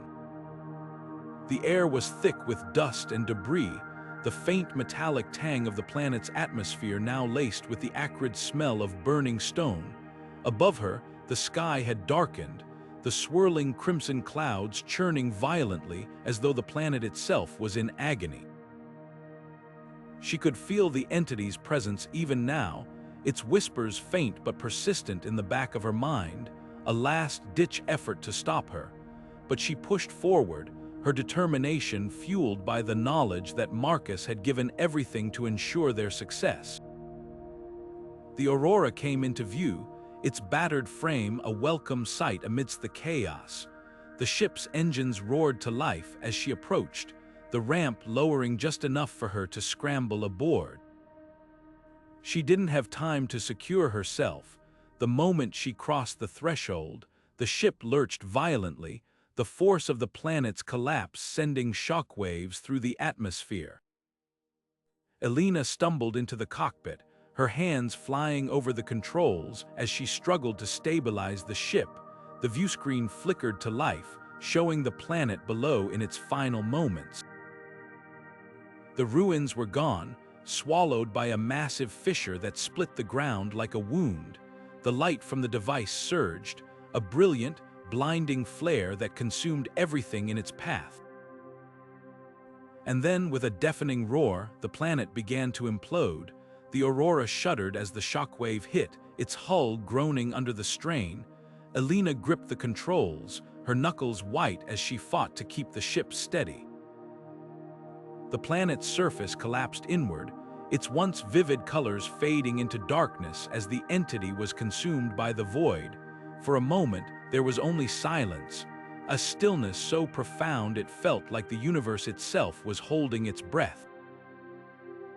And then it was over. The planet was gone, its remnants scattered into the void. The entity, the whispers, the haunting presence that had plagued them since the beginning, it was all gone. Elina slumped in her seat, the weight of everything crashing down on her. The mission was over, but the cost had been unimaginable. Marcus was gone, the Pioneer was gone. And yet, as she stared out at the empty space where the planet had been, she felt a flicker of hope. They had done it, they had stopped the entity. But as the Aurora drifted through the silence, the data chip Marcus had given her weighed heavily in her pocket. The truth was out there, waiting to be uncovered, and Elina knew her fight was far from over. The journey back to Earth would be long, but she was ready. The galaxy had shown her its darkest secrets, and she was determined to bring them into the light. For Marcus, for the crew, for humanity. The Aurora turned toward home, its engines humming softly as it left the void behind. And as the stars stretched out before her, Elina felt a quiet resolve settle in her heart. The mission had changed her, shaped her in ways she couldn't yet understand. But one thing was certain, she wouldn't stop until the truth was told, no matter the cost. The Aurora drifted silently through the void, its engines humming softly as the stars stretched out before them like a vast, uncharted sea. Inside the cockpit, Elina sat alone, the weight of Marcus's absence pressing down on her like a physical force. Her hands trembled as she gripped the data chip he had given her, its small, unassuming form a stark contrast to the enormity of the secrets it held. She inserted the chip into the console, her breath catching as the screen flickered to life. The files were a labyrinth of classified documents, encrypted communications, and video logs, each one a piece of a puzzle that revealed a truth far darker than she had ever imagined. As she began to sift through the data, her initial shock gave way to a cold, simmering anger. The agency had known about the entity for decades, long before the Pioneer mission. They had intercepted its signals, studied its patterns, and even attempted to communicate with it. But instead of warning humanity, they had chosen to weaponize it. The video logs were the most damning. Among them was a recording of a high-level meeting, the faces of the agency's leaders illuminated by the harsh glow of a holographic display. They spoke of the entity not as a scientific curiosity, but as a tool, a weapon that could be harnessed to secure their dominance. The risks are astronomical, one of them admitted, his voice calm and measured. But the rewards are incalculable. Elina's stomach churned as she watched. The Pioneer mission hadn't been a leap into the unknown. It had been a calculated experiment, a test to see if the entity could be controlled. And when it spiraled out of hand, they had covered it up, sacrificing the crew and anyone else who got in their way. The guilt she had been carrying since leaving Marcus behind now mingled with a seething rage. How many lives had been lost? How many more would have been sacrificed if they had succeeded? The agency's leaders had played God, gambling with the fate of humanity for their own gain. And Marcus had been caught in the middle, forced to carry the weight of their secrets. She leaned back in her seat, her mind racing. The data chip wasn't just a record of the agency's crimes. It was a weapon, one she could use to expose them. But the thought of confronting them, of facing the people who had orchestrated this nightmare, filled her with a sense of dread. The Aurora's sensors beeped softly, pulling her from her thoughts. Earth was still weeks away, but the journey felt longer than ever. The weight of what she now knew pressed down on her, a constant reminder of the battle that lay ahead. As the ship drifted through the void, Elina couldn't shake the feeling that the fight wasn't over. The entity was gone, but the agency's conspiracy still loomed, a shadow that stretched across the galaxy. And she was the only one left to bring it into the light. Her resolve hardened as she stared out at the stars. Marcus had given her the truth, and she would honor his sacrifice by making sure it was heard. No matter the cost, the journey back to Earth was more than just a return. It was the beginning of a new mission, and as the Aurora carried her home, Elina knew that the path ahead would be fraught with danger. But she was ready for Marcus, for the crew, for humanity. The truth would come out, and when it did, nothing would ever be the same. The Aurora touched down on Earth with a shuddering thud, its battered hull a testament to the horrors it had endured. Elina stepped out onto the tarmac, her legs unsteady beneath her, the weight of the day, a chip in her pocket, a constant reminder of the truth she carried. The air was thick with the smell of fuel and the distant hum of activity, but the silence that greeted her was unnerving. No welcome party, no medical team, just a row of armed agents, their faces grim and unyielding. "Dr. Carter," one of them said, stepping forward. His voice was calm, but there was a hardness in his eyes that sent a chill down her spine. "You're to come with us." She opened her mouth to protest, but before she could speak, two agents flanked her, their grips firm and unrelenting. They escorted her to a nondescript vehicle, its tinted windows hiding whatever awaited her inside. The drive was silent, the tension palpable, and Elina's mind raced with 1,000 questions. What did they know? How much time did she have? When they arrived at the agency's headquarters, she was taken to a sterile, windowless room. The walls were bare, the fluorescent lights harsh and unrelenting. A single table and 2 chairs occupied the space, and Elina was instructed to sit. The agents left without a word, the door clicking shut behind them. It didn't take long for the interrogator to arrive. He was a tall man with sharp features and a voice that dripped with false concern. "Dr. Carter," he began, taking a seat across from her. "You've been through a lot. We just want to understand what happened out there." Elina clenched her fists beneath the table, her mind racing. She knew this game they weren't here to understand. They were here to contain. The questions came fast and relentless, each one designed to pull the truth from her while giving nothing in return. They asked about the pioneer, about the entity, about Marcus, but Elina held her ground, her answers vague and calculated. She couldn't give them everything, not yet. Then came the demand she had been dreading. "We'll need to confiscate any data or materials you brought back," the interrogator said, his tone leaving no room for argument. Elina's heart sank. The data chip, the evidence she had risked everything to bring back, was in her pocket. She had no choice but to hand it over, her fingers trembling as she placed it on the table. The interrogator picked it up with a satisfied nod, his expression unreadable. But what they didn't know was that Elina had prepared for this moment. Before leaving the Aurora, she had made a copy of the chip, hiding it in a compartment in her suit. The original was gone, but the truth, the real truth, was still in her hands. As the hours dragged on, the interrogation grew more intense.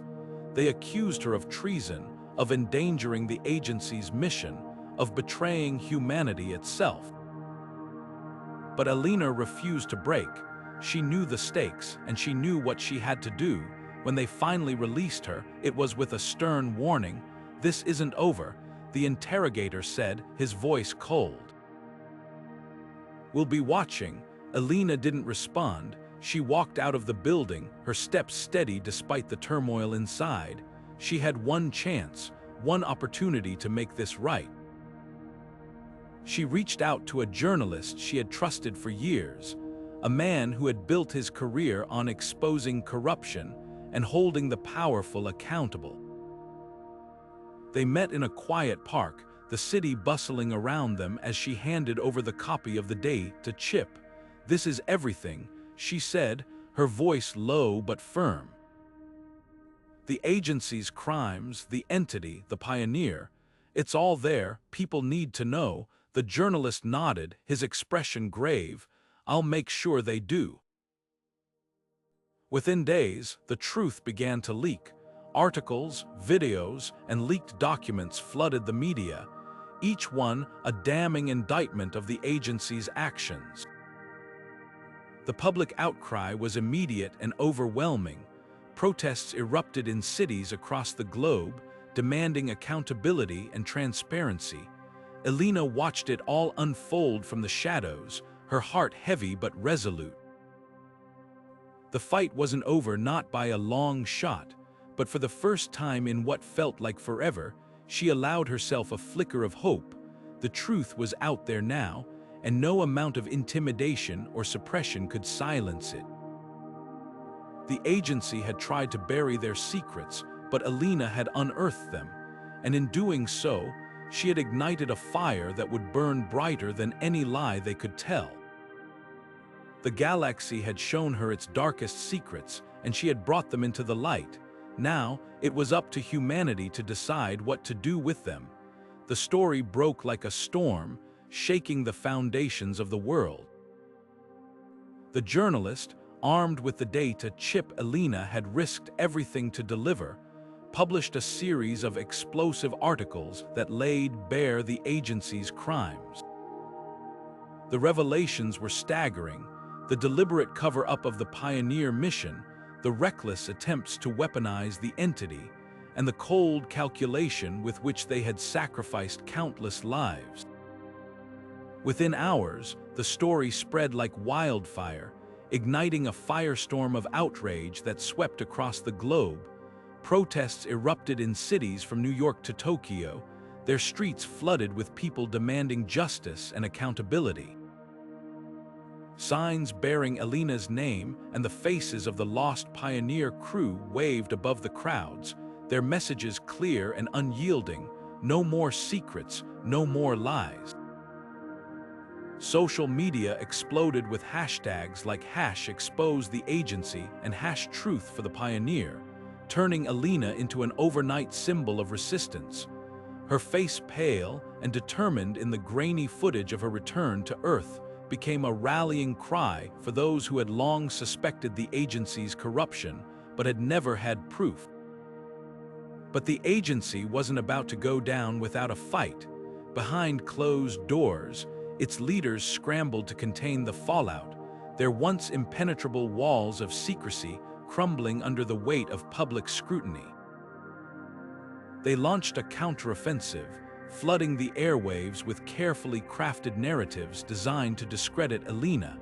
She was labeled a traitor, a rogue operative who had fabricated evidence to undermine the agency's vital work. They twisted her story, painting her as unstable and unreliable, a lone wolf who had gone off mission and endangered humanity in the process.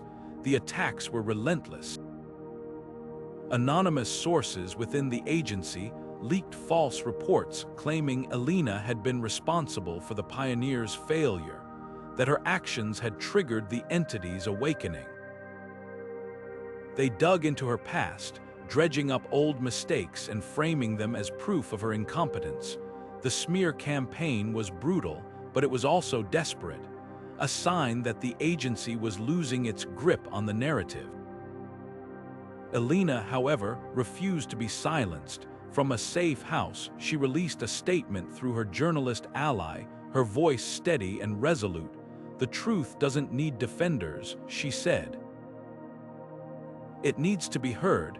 The agency's lies have cost too many lives. I won't let them cost any more." Her words struck a chord, resonating with those who had grown weary of the agency's unchecked power. Scientists, activists, and even former agency employees began to come forward, adding their voices to the growing chorus of dissent. They shared their own stories of corruption and cover-ups, their testimonies lending weight to Elina's claims. The agency's carefully constructed facade was cracking, and the world was watching. As the protests grew louder and the calls for transparency more insistent, the agency's leaders found themselves backed into a corner. They had spent decades operating in the shadows, their actions shielded by layers of bureaucracy and secrecy. But now, the light was shining in, and there was nowhere left to hide. Elina, meanwhile, became a beacon of hope for those who believed in the power of truth. Her courage in the face of unimaginable odds inspired others to speak out, to demand better from those in power. But she knew the fight was far from over. The agency's leaders were desperate, and desperation made them dangerous. The battle for the truth had only just begun, and Elina was ready to see it through no matter the cost. The safe house was small, tucked away in the outskirts of a city Elina barely knew. Its windows were covered, the walls thin, but it was enough for now. She sat at a makeshift desk, the glow of her laptop casting sharp shadows across her face. The files she had copied from the data chip were spread out before her, a digital labyrinth of classified documents, encrypted communications, and fragmented logs. Each one was a piece of the puzzle, a glimpse into the agency's darkest secrets. She started with the most obvious leads: the Pioneer mission, the entity, the agency's attempts to weaponize it. But as she dug deeper, the scope of the conspiracy began to unfold. The entity wasn't an isolated incident. It was part of a pattern, a series of experiments spanning decades and light years. One file in particular caught her attention, a report labeled Project Genesis. The name alone sent a chill down her spine. It detailed a series of missions to distant exoplanets, each one a calculated attempt to uncover and exploit extraterrestrial phenomena. The entity on Proxima Centauri b was just one of many. There were others, entities, artifacts, even entire ecosystems that the agency had encountered and sought to control. Elina's hands trembled as she scrolled through the list of missions. Some were labeled as successes, their findings cataloged and stored in high-security facilities. Others were marked as failures, their crews lost or presumed dead, and then there were the ones marked classified, their details redacted or erased entirely. Her mind raced as she pieced together the implications. The agency hadn't just stumbled upon the entity, they had been actively searching for it, and others like it, for years. They had sent missions into the void, risking lives and resources, all in the name of power and control. And when their experiments went wrong, when the entities they sought to weaponize turned on them, they covered it up. They erased the evidence, silenced the witnesses, and moved on to the next target. But the most chilling revelation came in the form of a single document, a transcript of a high-level meeting dated just weeks before the Pioneer mission. In it, the agency's leaders discussed the potential risks of awakening the entity, but ultimately dismissed them. The rewards outweigh the risks, one of them had said. If we can control it, we can shape the future of humanity. Elina leaned back in her chair, her breath shallow. The entity hadn't been a mistake, it had been a gamble. and the agency had been willing to risk everything for the chance to wield its power. But as horrifying as the revelations were, they also gave her hope. If the agency had been conducting these experiments for years, there had to be more evidence out there, more files, more witnesses, more proof of their crimes. And if she could find it, if she could bring it to light, she could expose the full extent of their corruption. The safe house felt smaller now, the walls closing in as the weight of what she had uncovered pressed down on her. She knew the agency would stop at nothing to silence her, to erase her like they had erased so many others, but she also knew she couldn't stop, not now, not when the truth was so close. She began to map out her next steps, her mind racing with possibilities. There were others out there, scientists, whistleblowers, even former agents who might be willing to help. She just had to find them, to piece together the fragments of the conspiracy one by one. The entity had been the beginning, but it wasn't the end. The galaxy was vast, and its secrets were many. And Elina was determined to uncover them all. As the hours turned into days, the safe house became a fortress of evidence, its walls lined with maps, timelines, and connections. Elina worked tirelessly, her focus unwavering despite the danger that lurked just outside her door. The agency had tried to bury their secrets, but Elina had unearthed them. And now she would make sure the world knew the truth no matter the cost. The knock on the safe house door came late at night, sharp and insistent. Elina froze, her hand hovering over the laptop's keyboard, her heart pounding in her chest. The agency had found her, that was her first thought, but then the knock came again, softer this time, followed by a voice, Dr. Carter. The voice said, low and urgent. "We're not here to hurt you, we're here to help." She hesitated, her mind racing. The safe house was supposed to be secure, its location known only to a handful of trusted allies. But the voice didn't sound like an agent's, it carried a note of sincerity, even desperation. Cautiously, she approached the door, her fingers gripping the edge of a makeshift weapon she had fashioned from a broken lamp. "Who are you?" she asked, her voice steady despite the fear coiling in her stomach. "My name is Victor," the voice replied. "I'm with an organization called Aegis. We've been watching you for some time.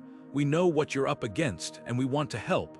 The name Aegis meant nothing to her, but the way he said it, calm, confident, as though it carried weight, gave her pause. She cracked the door open, just enough to see the man standing on the other side. He was tall, with sharp features and piercing eyes that seemed to look right through her.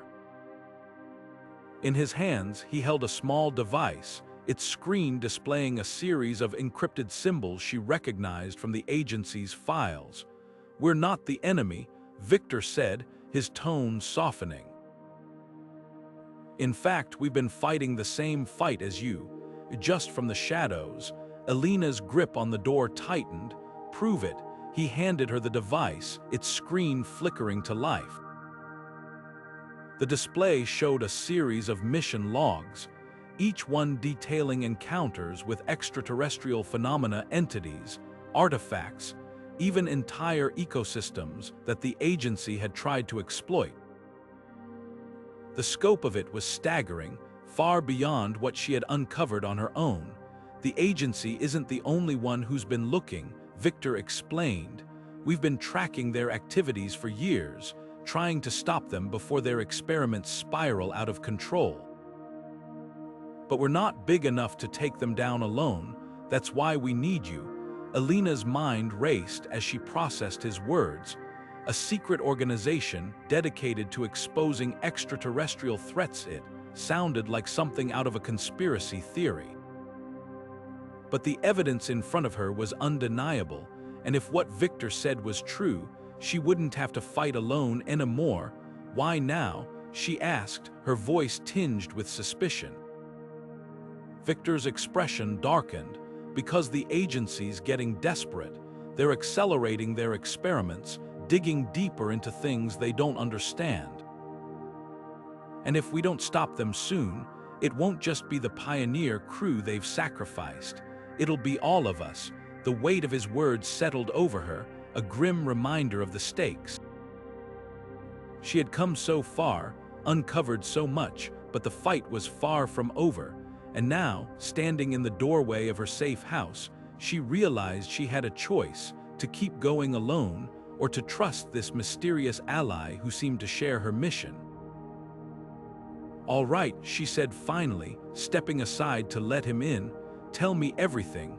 As Victor entered, the safe house felt smaller, the walls closing in with the weight of what was to come.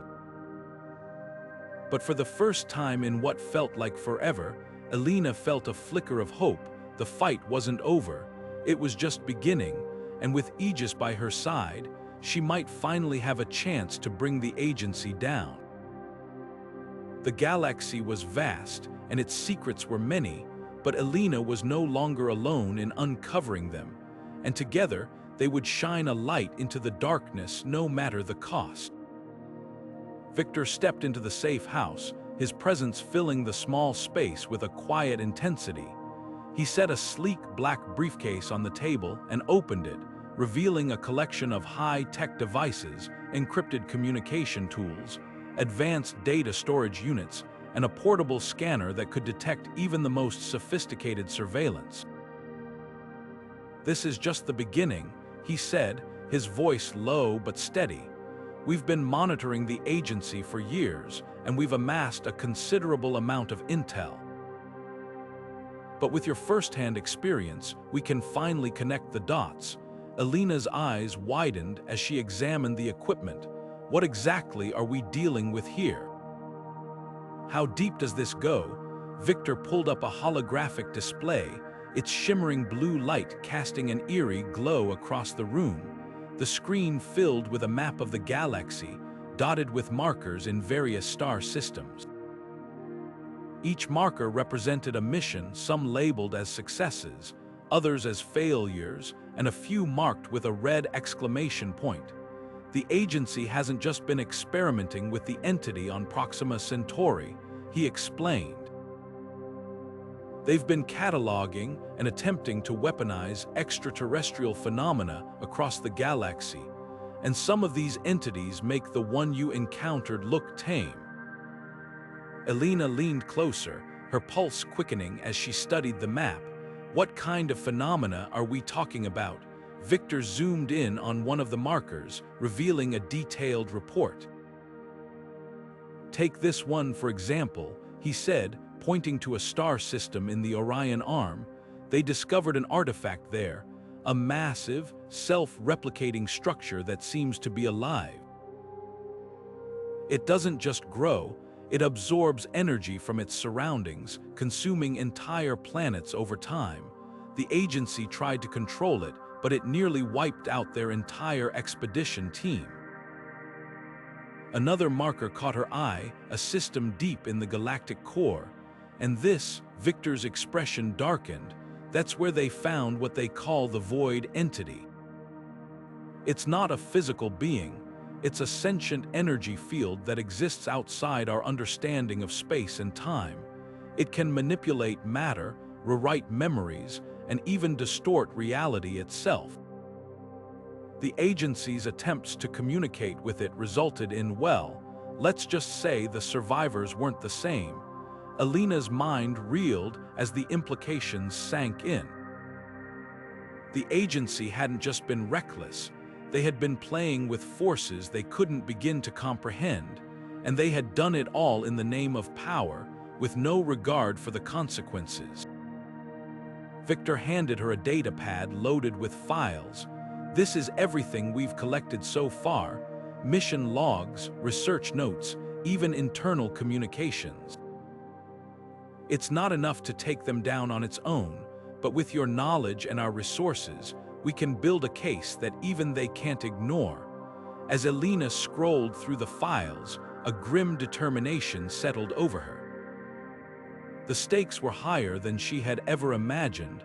The agency wasn't just a threat to Earth, it was a threat to the entire galaxy, and if they weren't stopped, their experiments could unleash horrors beyond comprehension. "What's the plan?" she asked, her voice steady despite the storm of emotions inside her. Victor leaned forward, his gaze intense. "We expose them not just to Earth, but to the entire galaxy. We show the universe what they've been doing and make sure they're held accountable. But to do that, we'll need to go deeper than we ever have before." "Are you ready for that?" Elina met his gaze, her resolve unwavering. "I've already lost too much to back down now. Let's finish this." The safe house, once a place of refuge, now felt like the center of a much larger battle.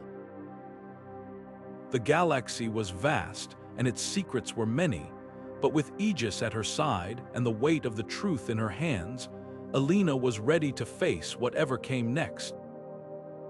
The fight had just begun, and she wouldn't stop until the agency's crimes were brought into the light, no matter how far she had to go. The safe house was alive with activity, its cramped space transformed into a makeshift war room. Maps, data pads, and holographic projections filled every available surface, their glow casting eerie shadows on the walls. Elina sat at the center of it all, her focus razor-sharp as she pored over the plans Victor had laid out. The mission was clear: infiltrate the agency's headquarters, locate the hidden lab, and expose the atrocities within. "The agency's headquarters is a fortress," Victor explained, his voice calm but firm. "But every fortress has its weaknesses. We've identified a maintenance access point here." He pointed to a section of the holographic blueprint that's rarely monitored. "It's our best shot at getting in undetected." Elina studied the schematic, her mind racing. The plan was risky, but it was their only option. The agency's crimes were too far-reaching to be ignored, and the evidence they needed was locked away behind layers of security. If they could breach the lab, they could finally bring the truth to light. The team moved out under the cover of darkness, their movements precise and deliberate. The city was quiet, its streets bathed in the cold glow of streetlights, but the tension in the air was palpable. Every shadow, every sound, felt like a potential threat. The agency's headquarters loomed in the distance, a monolithic structure of glass and steel that seemed to radiate an air of impenetrability. As they approached the maintenance access point, Elina's heart pounded in her chest. The moment of truth was here. Victor's team worked quickly, bypassing the security systems with practiced ease. The door hissed open, revealing a dimly lit corridor that stretched into the depths of the building. The team moved in silence, their steps muffled by the soft hum of the ventilation system. The deeper they went, the more oppressive the atmosphere became. The walls seemed to close in, their sterile surfaces a stark reminder of the agency's cold, calculated nature. Then they found it, the hidden lab. The door slid open with a soft hiss, revealing a cavernous space filled with rows of containment units. Each unit held something different, strange, otherworldly artifacts that pulsed faintly with an alien energy. The air was thick with the metallic tang of ozone, and the faint hum of machinery filled the room.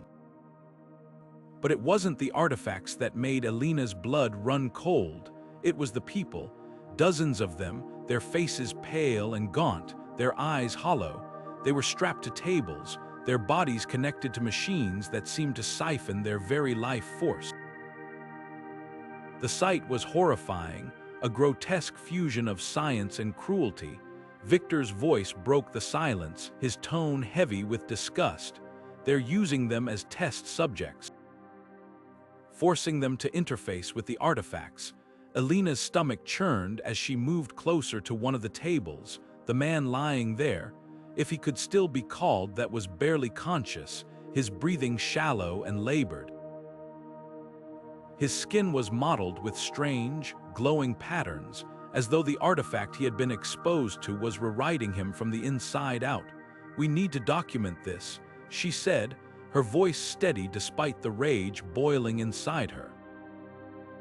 "Every detail, every face, the world needs to see what they've done." Victor nodded, his expression grim. His team moved quickly, setting up recording equipment and scanning the room for evidence. The lab was a treasure trove of atrocities, each one more damning than the last. As they worked, Elina couldn't shake the feeling of being watched. The air seemed to thicken, the hum of the machinery growing louder, more insistent.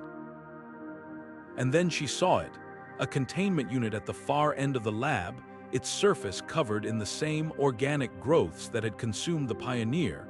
Inside was something she couldn't begin to comprehend, a swirling mass of energy, its form shifting and twisting as though alive. Victor followed her gaze, his expression darkening. "That's not just an artifact," he said, his voice low. "That's another entity, and it's still active." The realization hit her like a punch to the gut. The agency hadn't just been experimenting with alien technology.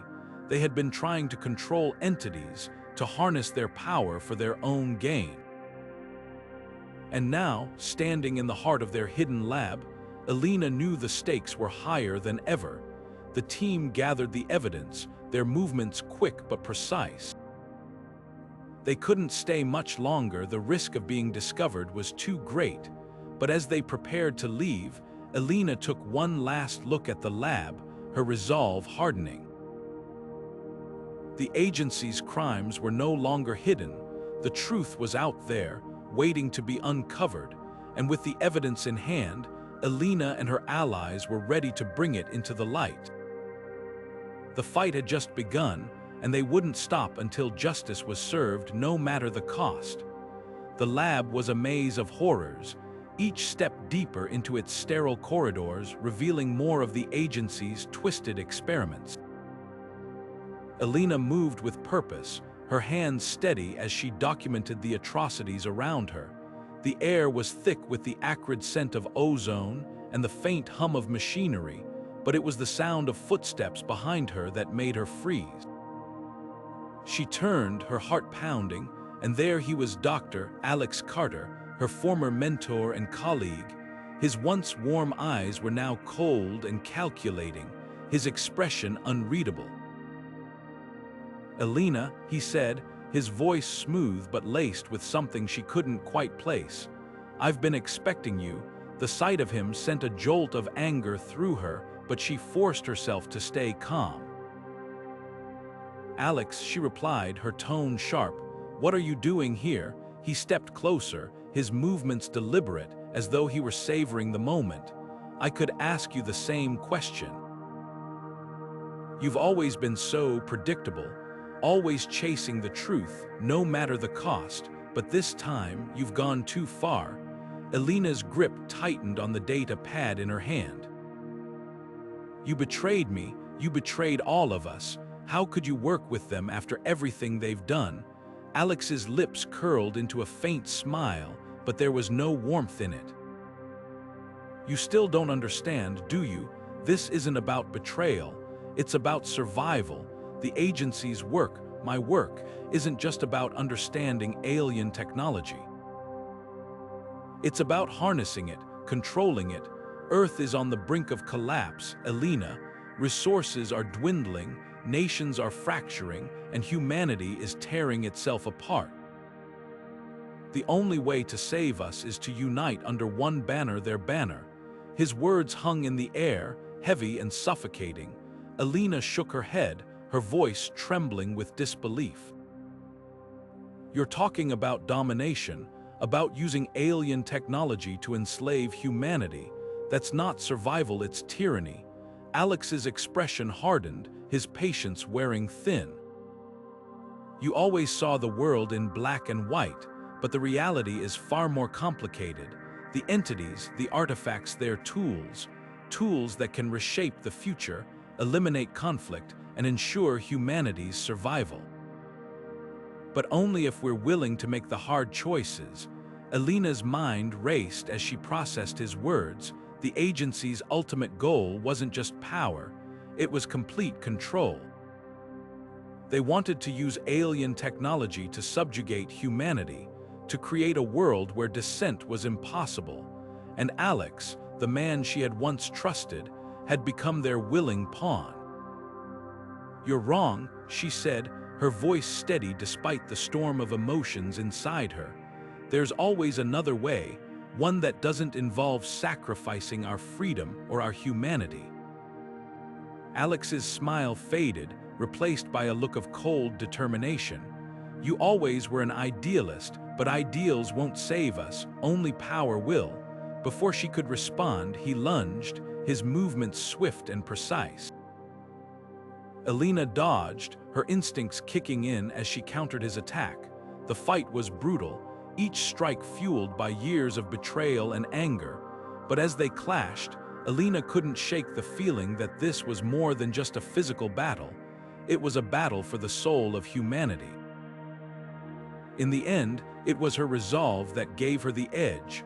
With a final, decisive blow, she knocked Alex to the ground, his body crumpling against the cold, sterile floor. He looked up at her, his expression a mix of defiance and something else, regret, perhaps. "You can't stop them," he said, his voice weak but still defiant. "They're too powerful." Elina knelt beside him, her voice soft but determined. "Maybe, but I'll die trying." As she stood, the weight of his betrayal settled over her, a grim reminder of the stakes. The agency's crimes were no longer just a distant threat, they were personal, and as she turned to leave the lab, the evidence of their atrocities in hand, she knew one thing for certain: the fight wasn't over. The galaxy was vast, and its secrets were many, but with the truth in her hands and the fire of justice in her heart, Elina was ready to face whatever came next. The agency had tried to bury their crimes, but she would make sure the world knew the cost of their ambition, and no matter how far she had to go, she wouldn't stop until they were held accountable. The air in the lab grew heavy, the faint hum of machinery escalating into a deep, resonant thrum that seemed to vibrate through the walls. Elina froze, her instincts screaming that something was wrong. Before she could react, the lights flickered, and a low, ominous tone filled the room. Victor's voice crackled over the comms, sharp with urgency. "Elina, we've got a problem. The agency's deploying something big. Get out of there." She didn't need to ask what he meant. Through the lab's reinforced glass walls, she saw it, a massive, sleek structure rising from the floor, its surface covered in swirling, alien patterns that pulsed with an eerie, otherworldly glow. It was a weapon, unlike anything she had ever seen, its design a grotesque fusion of human engineering and extraterrestrial technology.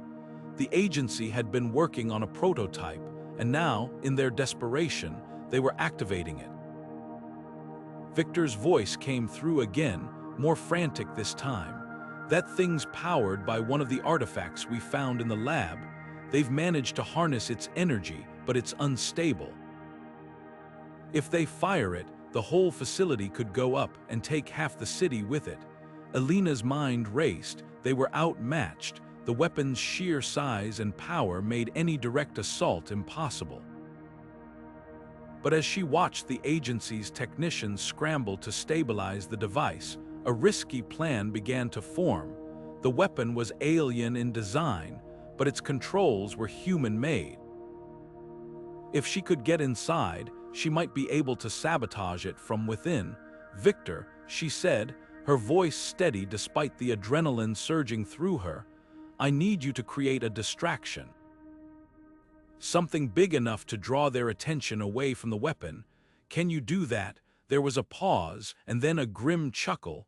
"Consider it done, but you've got 10 minutes, tops. After that, all bets are off."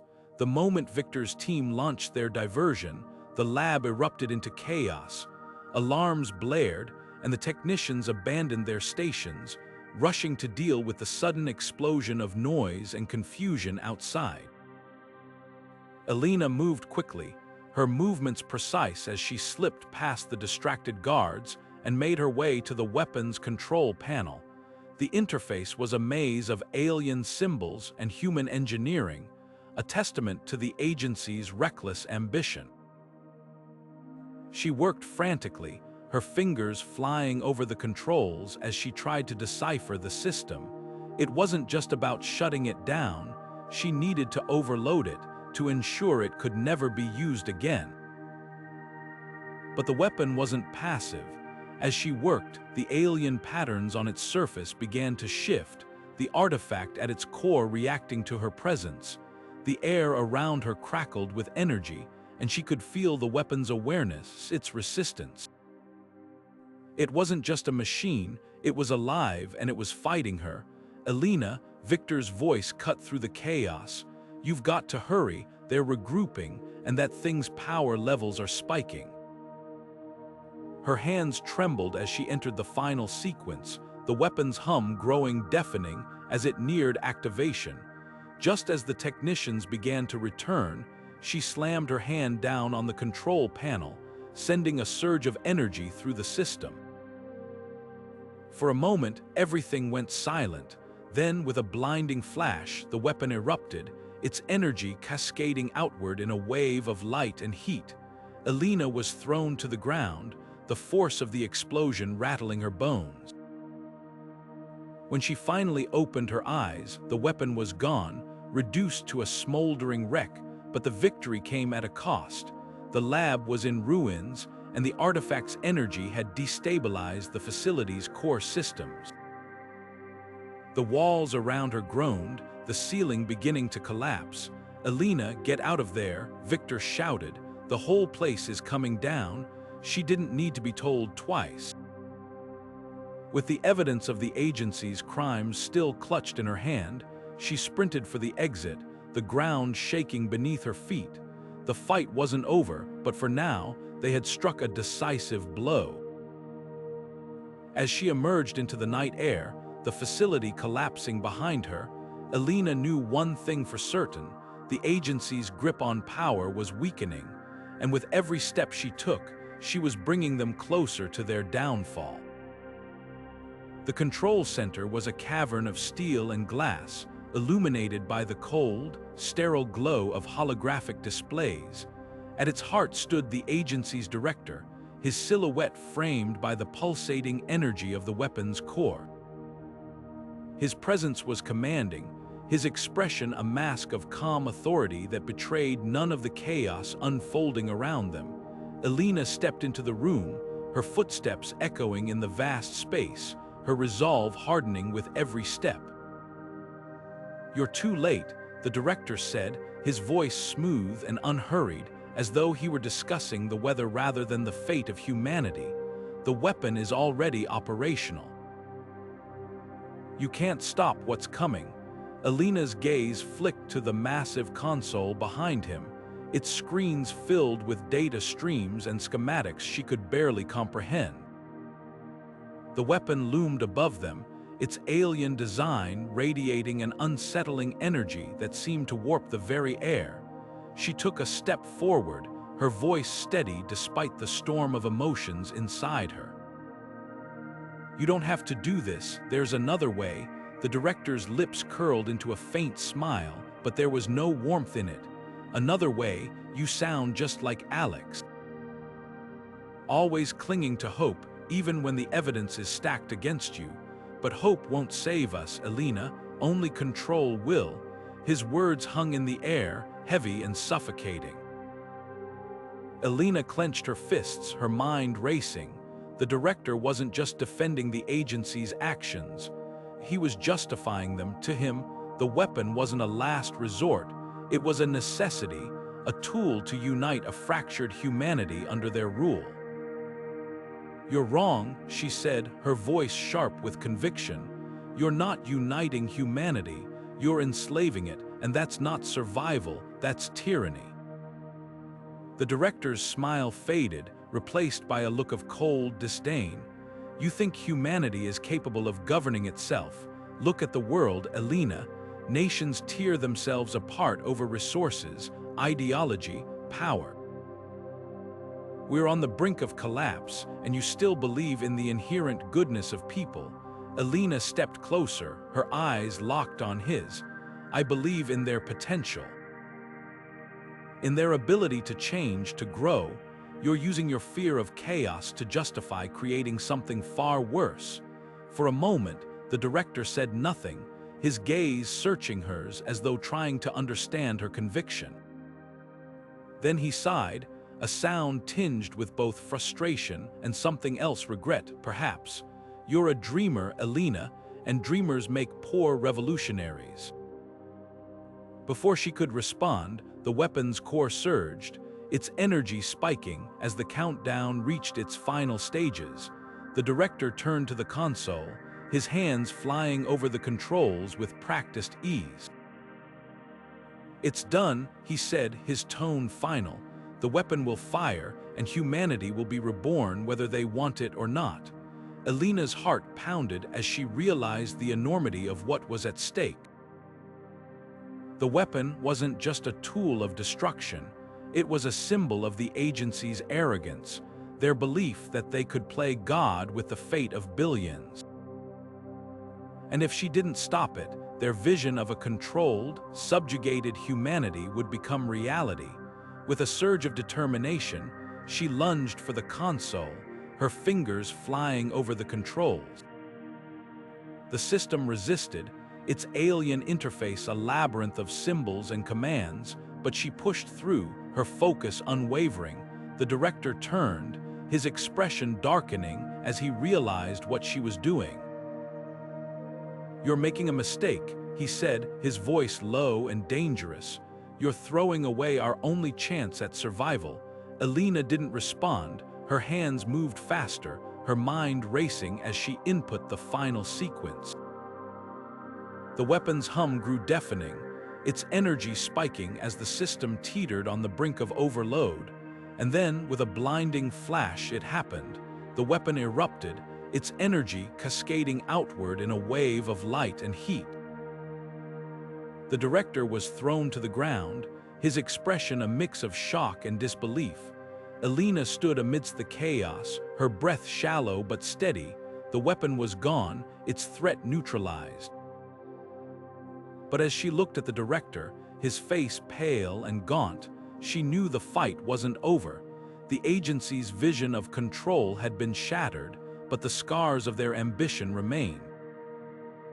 And as the facility collapsed around her, Elina knew one thing for certain: the battle for humanity's future had only just begun. The control room trembled violently, the walls shuddering as the weapon's core began to destabilize. Sparks rained down from the ceiling, and the air crackled with the raw energy of the overload. Elina's hands moved feverishly across the console, her focus razor sharp as she input the final commands to neutralize the weapon. The director, now sprawled on the ground, glared at her with a mixture of rage and disbelief. "You've doomed us all," he spat, his voice trembling with fury. Elina didn't respond. There was no time. The weapon's energy levels were spiking, and the entire facility was on the brink of collapse. But as she turned to make her escape, the director's hand shot out, slamming down on a hidden panel. A deafening alarm blared, and a robotic voice echoed through the room. Self-destruct sequence initiated, 10 minutes to detonation. Her heart sank. The director's final act of defiance wasn't just about destroying the weapon, it was about erasing everything, including her.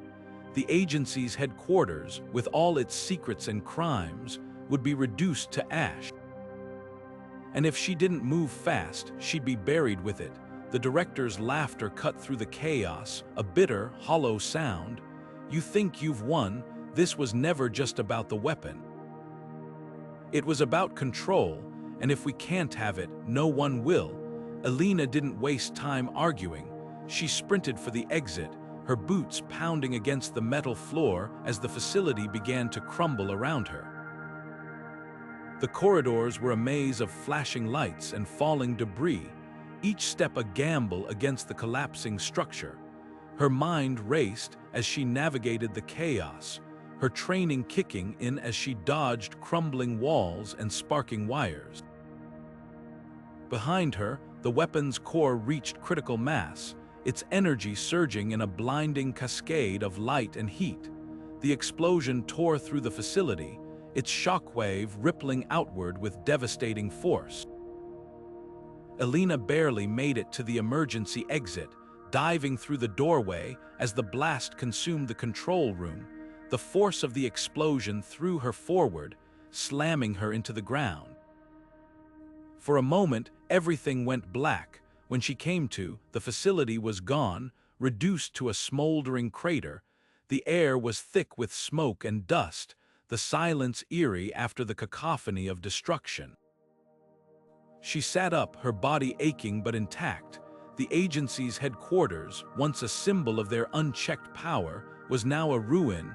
Their operations were crippled, their plans in disarray. But the cost was staggering. The director, the weapon, the evidence, all of it was gone. As she stared at the wreckage, a grim realization settled over her. The fight wasn't over. The agency's reach extended far beyond this facility, their network a sprawling web of influence and secrecy. But for the first time, they were vulnerable. The destruction of their headquarters was a blow they couldn't easily recover from, and Elina had struck it. The distant wail of sirens broke the silence, signaling the arrival of emergency response teams. She knew she couldn't stay. The agency's remnants would be hunting her, desperate to silence the last witness to their crimes.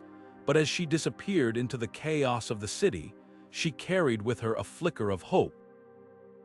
The agency's grip on power had been shaken, and with every step she took, Elina was determined to ensure it never tightened again. The smoldering ruins of the agency's headquarters were still warm when Elina emerged from the shadows, her resolve unshaken. The explosion had dealt a crippling blow to their operations, but the fight was far from over. The agency's network was vast, its tendrils reaching into governments, corporations, and even the media. Yet for the first time, they were vulnerable, their leadership fractured, their secrets exposed. Elina knew this was the moment to strike. Victor and his Aegis operatives were already mobilizing, their intelligence network buzzing with activity. Within hours, they had compiled a dossier of damning evidence, emails, financial records, and encrypted communications that laid bare the agency's global conspiracy. The documents revealed a chilling truth. The agency hadn't just been experimenting with alien technology. They had been manipulating world events for decades, using their discoveries to consolidate power and eliminate dissent. Elina stood at the center of the storm, her voice steady as she addressed the world. Through a live broadcast, she unveiled the evidence, her words cutting through the chaos like a knife. This isn't just about one organization, she declared, her tone both authoritative and impassioned. This is about the systemic corruption that has allowed these crimes to go unchecked. It's about the people who were silenced, the lives that were destroyed, and the future that was stolen. The reaction was immediate and explosive. Governments scrambled to distance themselves from the agency, their leaders issuing statements of shock and condemnation. Protests erupted in cities across the globe, their streets flooded with people demanding accountability. The media, once complicit in the agency's cover-ups, now turned on their former allies, their headlines screaming with outrage. Behind the scenes, the dominoes began to fall. High-ranking officials resigned in disgrace, their careers in ruins. Others were arrested, their names splashed across the news as the full extent of their crimes came to light. The agency's once impenetrable fortress of secrecy crumbled under the weight of its own corruption, but Elina knew the battle wasn't just about exposing the conspirators, it was about dismantling the systems that had allowed them to thrive. She worked tirelessly with Aegis, coordinating with whistleblowers and activists to push for sweeping reforms. Transparency laws were introduced, oversight committees established, and new safeguards put in place to prevent such abuses from happening again. The world watched in awe as the tide began to turn. For the first time in decades, there was a sense of hope, a belief that justice could prevail, even in the face of overwhelming odds. Elina became a symbol of that hope, her name synonymous with courage and resilience. Yet amid the celebrations, she remained grounded. The scars of the agency's crimes ran deep, and the road to recovery would be long and fraught with challenges. But as she looked out at the sea of faces gathered in protest, their voices united in a single, powerful cry for change, she knew one thing for certain: the fight wasn't over. It was just beginning. The agency's downfall had been a turning point, but the real work, rebuilding trust, restoring justice, and ensuring that such horrors could never happen again, lay ahead. And Elina was ready to lead the charge. The galaxy had shown her its darkest secrets, and now it was time to bring them into the light. The world would never be the same, but perhaps, just perhaps, it could be better. The world erupted in celebration as Elina's face became a symbol of hope and defiance.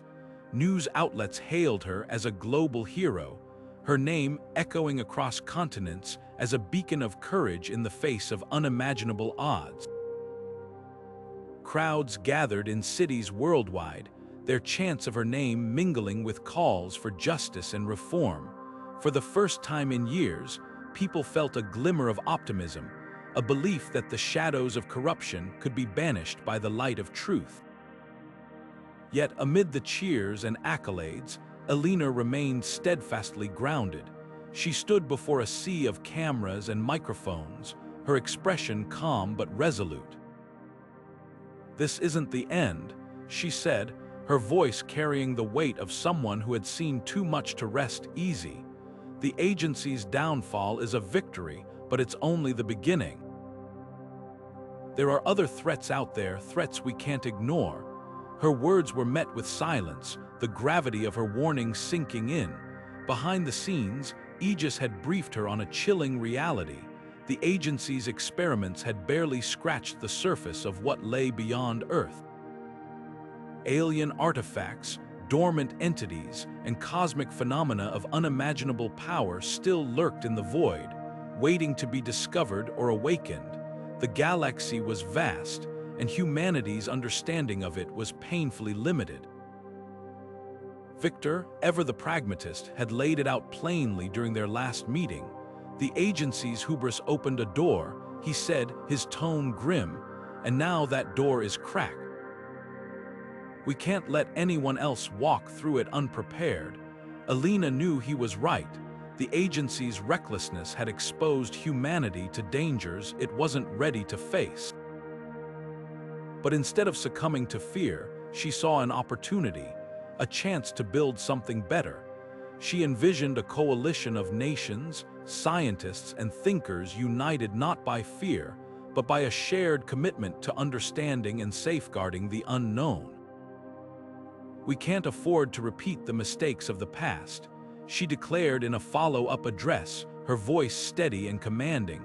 "We must approach the unknown with humility and respect, not as conquerors, but as explorers. And we must do it together." Her call to action resonated deeply. Governments, once wary of collaboration, began to open dialogues. Scientists volunteered their expertise, eager to contribute to a new era of ethical exploration.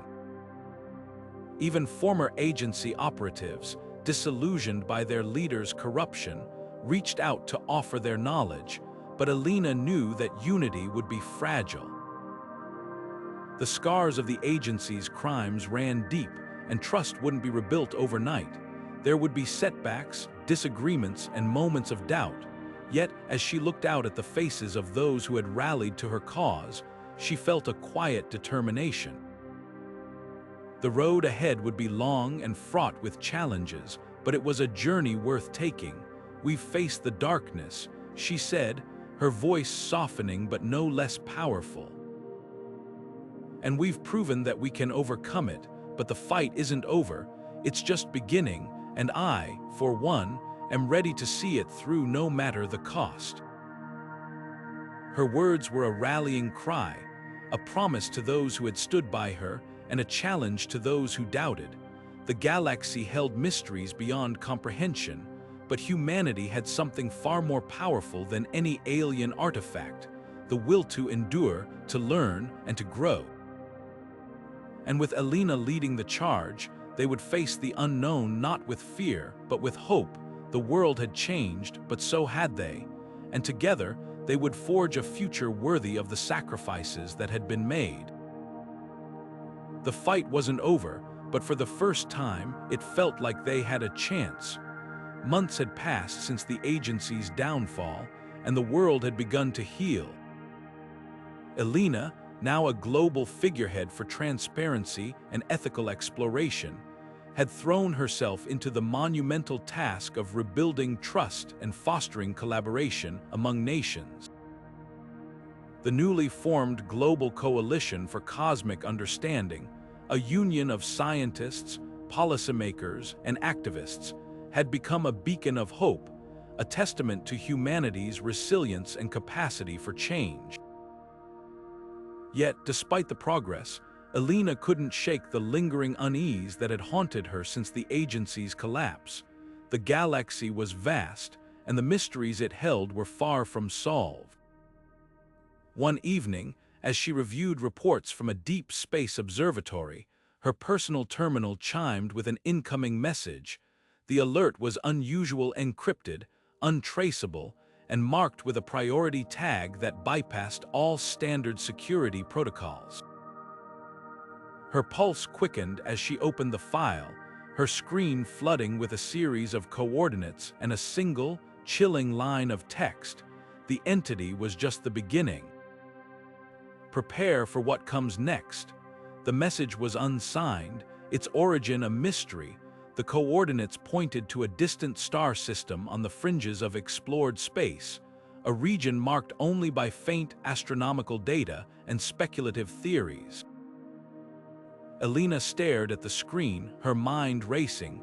Who had sent this, and more importantly, what did it mean? Victor, ever the pragmatist, was the first person she called. Within hours, they convened a secure meeting with a small team of trusted analysts and scientists. The coordinates were scrutinized, cross-referenced with every available database, but the results were inconclusive. The star system was uncharted, its details sparse, yet the warning the entity was just the beginning lingered in the air like a storm cloud, heavy with implication. "This could be a trap," Victor cautioned, his tone grim. "The agency's remnants are still out there, and they're not going to let go of their power without a fight." Elina nodded, her expression thoughtful. "Or it could be a warning from someone who knows more than we do. Either way, we can't ignore it." The team debated their options, weighing the risks against the potential rewards. The coordinates were too far for a manned mission, but they could deploy a probe, a small, stealthy vessel, equipped with advanced sensors and communication technology. It would take months to reach the destination, but the data it could gather might be invaluable. As the probe was prepared for launch, Elina found herself grappling with the implications of the message. The entity had been a wake-up call, a reminder of the dangers lurking in the unknown. But if it was just the beginning, what else was out there? Were there other entities, other artifacts, waiting to be discovered? Or was this something entirely different, something far more dangerous? The launch was a quiet affair, a stark contrast to the media frenzy that had surrounded her previous endeavors. As the probe vanished into the void, Elina felt a mix of anticipation and dread. The message had been a spark, igniting a new chapter in humanity's journey into the cosmos. But whether it would lead to enlightenment or catastrophe remained to be seen. For now, all they could do was wait and prepare. The galaxy had always been a place of wonder and danger, a realm of endless possibilities. But as the probe hurtled toward its destination, Elina couldn't shake the feeling that humanity was on the brink of something far greater and far more perilous than anything they had faced before. The entity had been the beginning, but what came next would define their future. The probe's launch marked the beginning of a new chapter, but Elina knew that passive observation wouldn't be enough. The cryptic message, the uncharted coordinates, it all pointed to something far beyond what a machine could uncover. Humanity needed eyes and minds on the ground, a team capable of navigating the unknown with both caution and curiosity. And so, she set out to assemble a new team, one that could rise to the challenge of what lay ahead. Among the recruits was Dr. Kiera Patel, a brilliant young astrophysicist whose work on quantum anomalies had caught Elina's attention. Kiera was sharp, driven, and unapologetically idealistic traits that reminded Elina of her younger self. There was a fire in her eyes, a determination to push boundaries and uncover truths, no matter the cost. When they first met, Elina saw not just a scientist, but a kindred spirit. "I've read your papers," Elina said, her tone warm but measured.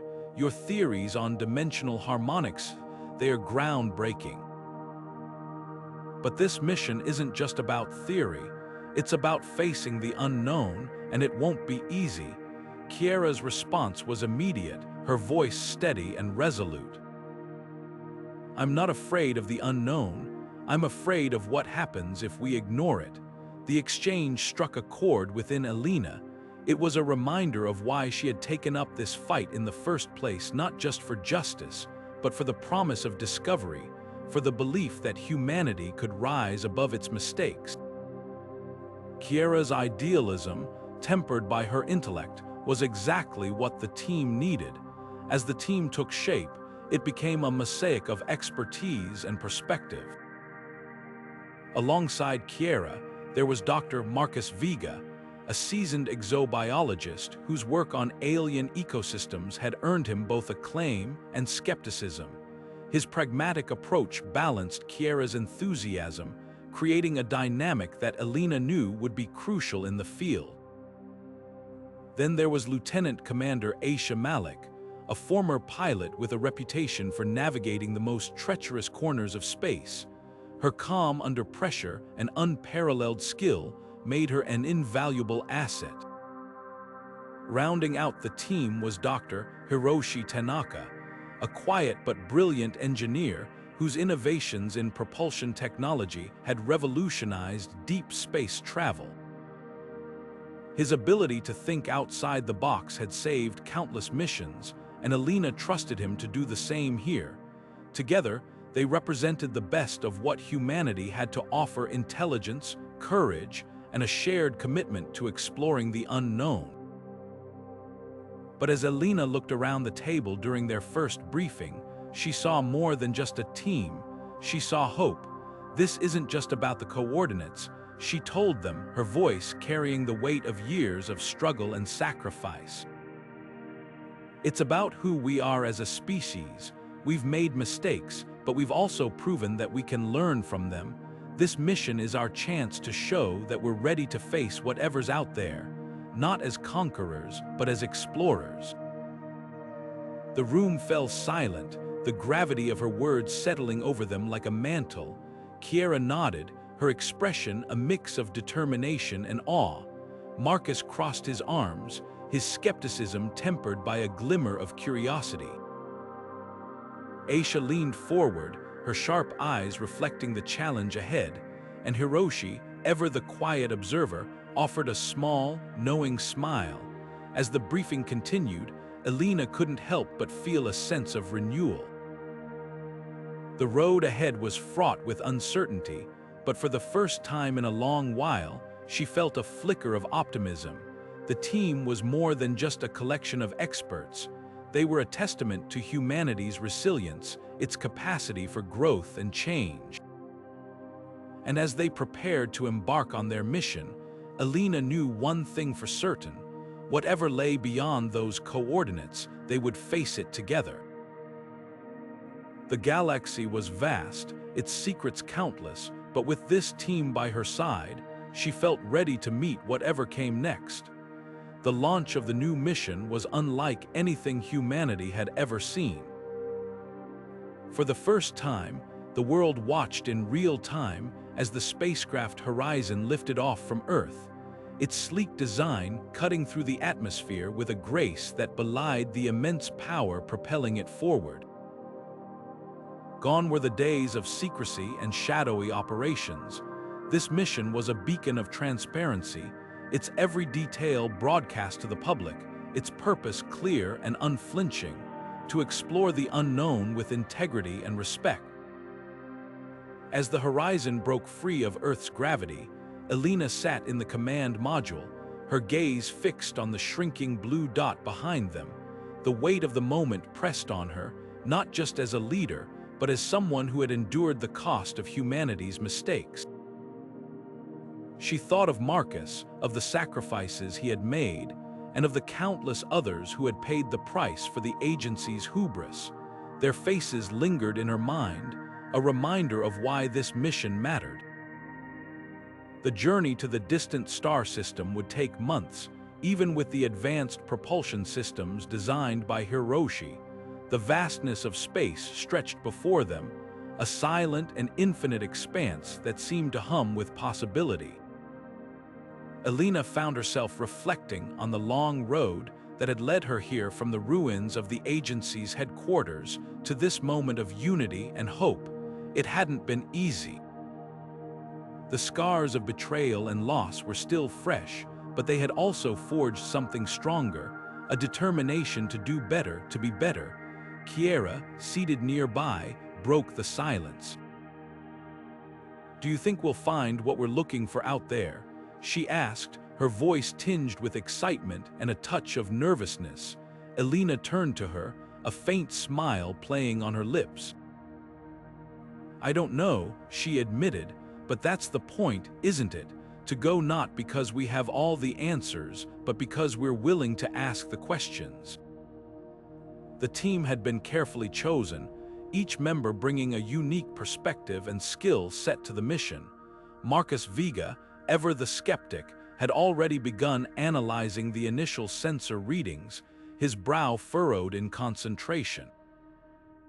Aisha Malik, at the helm, navigated the ship with the precision of someone who had spent a lifetime dancing among the stars, and Hiroshi Tanaka, though quiet, was already tinkering with the propulsion systems, ensuring they were operating at peak efficiency.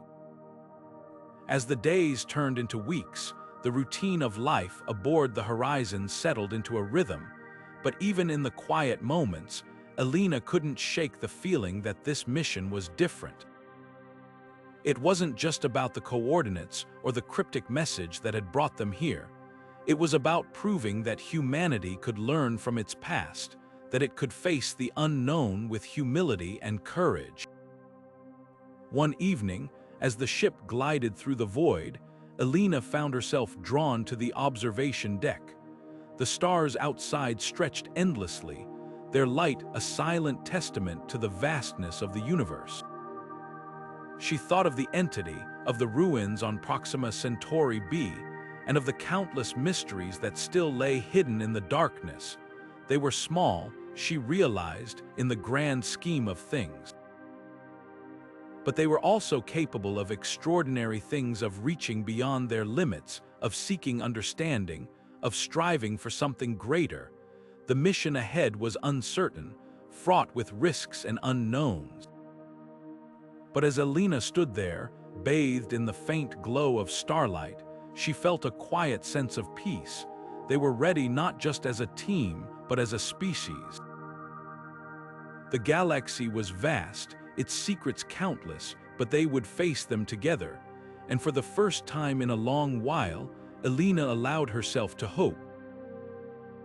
Not just for the success of the mission, but for the future it represented, a future built on transparency, collaboration, and the unshakable belief that humanity could rise to meet whatever challenges lay ahead.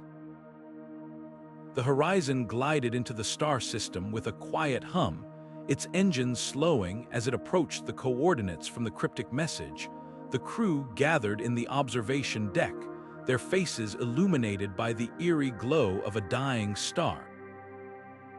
Its light was faint, a pale yellow that seemed to struggle against the encroaching darkness of space, and there, orbiting the star like a silent sentinel, was the structure.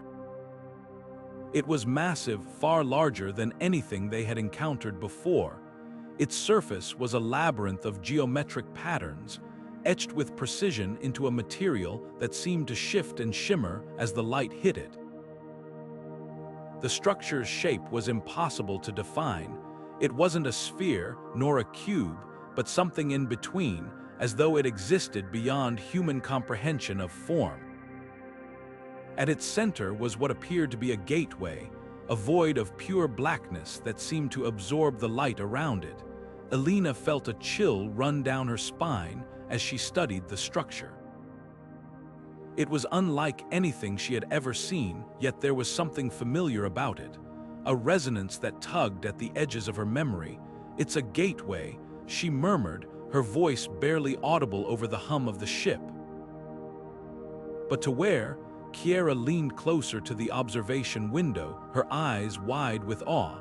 "The energy readings are off the charts," she said, her voice tinged with excitement. "It's not just a structure, it's alive, or at least it's generating some kind of field.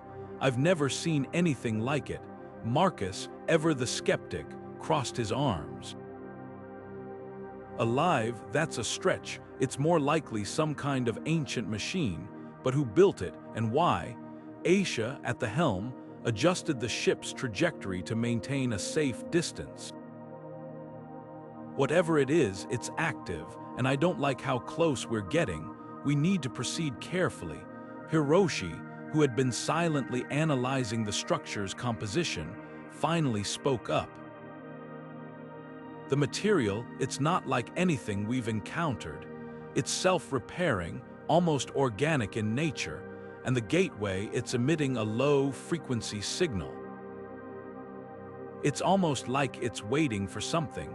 The room fell silent, the weight of Hiroshi's words settling over them. Elina stepped forward, her gaze fixed on the structure. She could feel it, a presence, a pull, as though the gateway was calling to her. "We need to investigate," she said, her voice steady despite the unease coiling in her chest. "This could be what the message was warning us about, or it could be something else entirely." The team exchanged glances, the unspoken question hanging in the air: should we go through it? The risks were immense. They had no idea where the gateway led, or what lay on the other side, but the potential rewards, answers, knowledge, a glimpse into the unknown, were too great to ignore. As the horizon inched closer, the structure's patterns began to shift, the geometric shapes rearranging themselves in a mesmerizing dance. The gateway's void seemed to deepen, its darkness stretching outward as though inviting them in. Elena's heart pounded as she realized the enormity of what they were about to do. This wasn't just a mission anymore. It was a leap into the unknown, a step towards something that could change everything they thought they knew about the universe. The structure was a mystery, a challenge, and a warning all at once, and as the crew prepared to cross the threshold, Elina couldn't shake the feeling that they were on the brink of a discovery that would redefine humanity's place in the cosmos. The gateway loomed before them, its dark maw a silent promise of answers, and of dangers they couldn't yet imagine. The horizon hovered at the edge, its engines idling as the crew braced themselves for what lay ahead. The decision was made, they would go through, and as the ship crossed the threshold, the void swallowed them whole, plunging them into a darkness that seemed to stretch on forever. The structure's patterns glowed faintly in the distance, a beacon in the abyss. As the horizon disappeared into the unknown, the gateway had been opened. And there was no turning back. The horizon emerged from the gateway into a vast, cavernous space that defied all logic. The structure's interior was a labyrinth of towering walls etched with intricate, glowing symbols, their light casting an ethereal glow across the chamber. The air, if it could even be called that, felt charged, as though the very space itself was alive. Elina stepped forward, her boots echoing softly against the metallic floor, her eyes wide with awe and trepidation. This isn't just a structure," Kiera whispered, her voice barely audible over the hum of the ship's engines. "It's a record, a library. Look at these symbols, they're not random. They're telling a story." The team spread out, their movements cautious but deliberate. Hiroshi's scanners picked up faint energy signatures, their patterns matching the symbols on the walls. Marcus, ever the skeptic, traced a hand along one of the etched lines, his expression one of grudging fascination. If this is a library, it's one hell of a cryptic one. These symbols, they're not just language, they're equations, concepts. It's like they're trying to communicate something universal. As they ventured deeper, the chamber opened into a central hub, its ceiling stretching impossibly high above them. At the center stood a massive, crystalline console, its surface flickering with faint pulses of light. Elina approached it, her heart pounding as she realized what it was, an interface. "This isn't just a record," she said, her voice steady despite the tension in the air. "It's a warning." The console activated as she touched it, its surface flooding with light. The chamber seemed to come alive, the symbols on the walls shifting and rearranging themselves into a coherent narrative. Holographic projections erupted from the console, depicting the rise and fall of an ancient civilization, one that had once thrived among the stars. The images were vivid, each one a snapshot of a society far more advanced than humanity. They showed towering cities built on distant worlds, ships that traveled between stars, and a people united by a shared quest for knowledge. But as the story unfolded, the tone shifted. The civilization's achievements gave way to images of destruction, wars waged with incomprehensible weapons, planets reduced to ash, and beings twisted into unrecognizable forms. They encountered the entities, Elina murmured, her voice heavy with realization. "Just like we did, the final images were the most chilling. The civilization, once so proud and powerful, had been brought to its knees by the very forces it had sought to control. The entities, vast, incomprehensible beings that seemed to exist beyond the boundaries of space and time, had consumed them, leaving behind only ruins and echoes of their existence." Kiera's voice broke the silence, her tone a mix of awe and dread. "This isn't just their story, it's ours, the agency. They're doing the same thing, trying to control something they don't understand." Elina stared at the console, the weight of the revelation pressing down on her. The parallels were undeniable, the agency's experiments, their attempts to weaponize the entity. It was all a repeat of this civilization's fatal mistake. Humanity was walking the same path, blind to the dangers that lay ahead. Marcus stepped forward, his usual skepticism replaced by a rare solemnity. "We can't let this happen again. We have to stop them, not just for us, but for everyone who comes after." The team fell silent, the enormity of their discovery sinking in. The structure wasn't just a relic of the past, it was a beacon, a desperate attempt by a long-dead civilization to warn others of the dangers that awaited them. And now, it was up to Elina and her team to heed that warning. As they prepared to leave the chamber, Elina couldn't help but feel a sense of urgency. The galaxy was vast, and its secrets were many, but the lessons of the past were clear. Humanity had a choice: to repeat the mistakes of those who came before, or to learn from them and forge a new path. The horizon turned back toward the gateway, its engines humming softly as it prepared to return to the known universe. But as the ship crossed the threshold, Elina knew one thing for certain: the fight wasn't over. The structure had shown them the stakes, and now it was up to them to rise to the challenge. The galaxy held countless mysteries, but its greatest lesson was one of humility. And as the horizon disappeared into the void, Elina carried that lesson with her, a reminder of the cost of hubris and the promise of a better future. As the horizon ventured further into the structure, the air seemed to grow heavier, charged with an energy that pulsed faintly in time with the glowing symbols on the walls. The team moved cautiously, their footsteps echoing softly in the vast, seemingly endless chamber. The deeper they went, the more the structure seemed to respond to their presence, the symbols shifting and rearranging themselves as if anticipating their next move. Then, without warning, the air around them shimmered, and a holographic figure materialized in the center of the chamber. It was unlike anything they had ever seen. A being of light and shadow, its form fluid and ever-shifting, as though it existed in multiple dimensions at once. The figure's voice echoed through the chamber, deep and resonant, yet strangely calm. "You have come far," it said, its tone neither threatening nor welcoming. "But you are not the first, nor will you be the last." Elina stepped forward, her heart pounding but her voice steady. "Who are you?"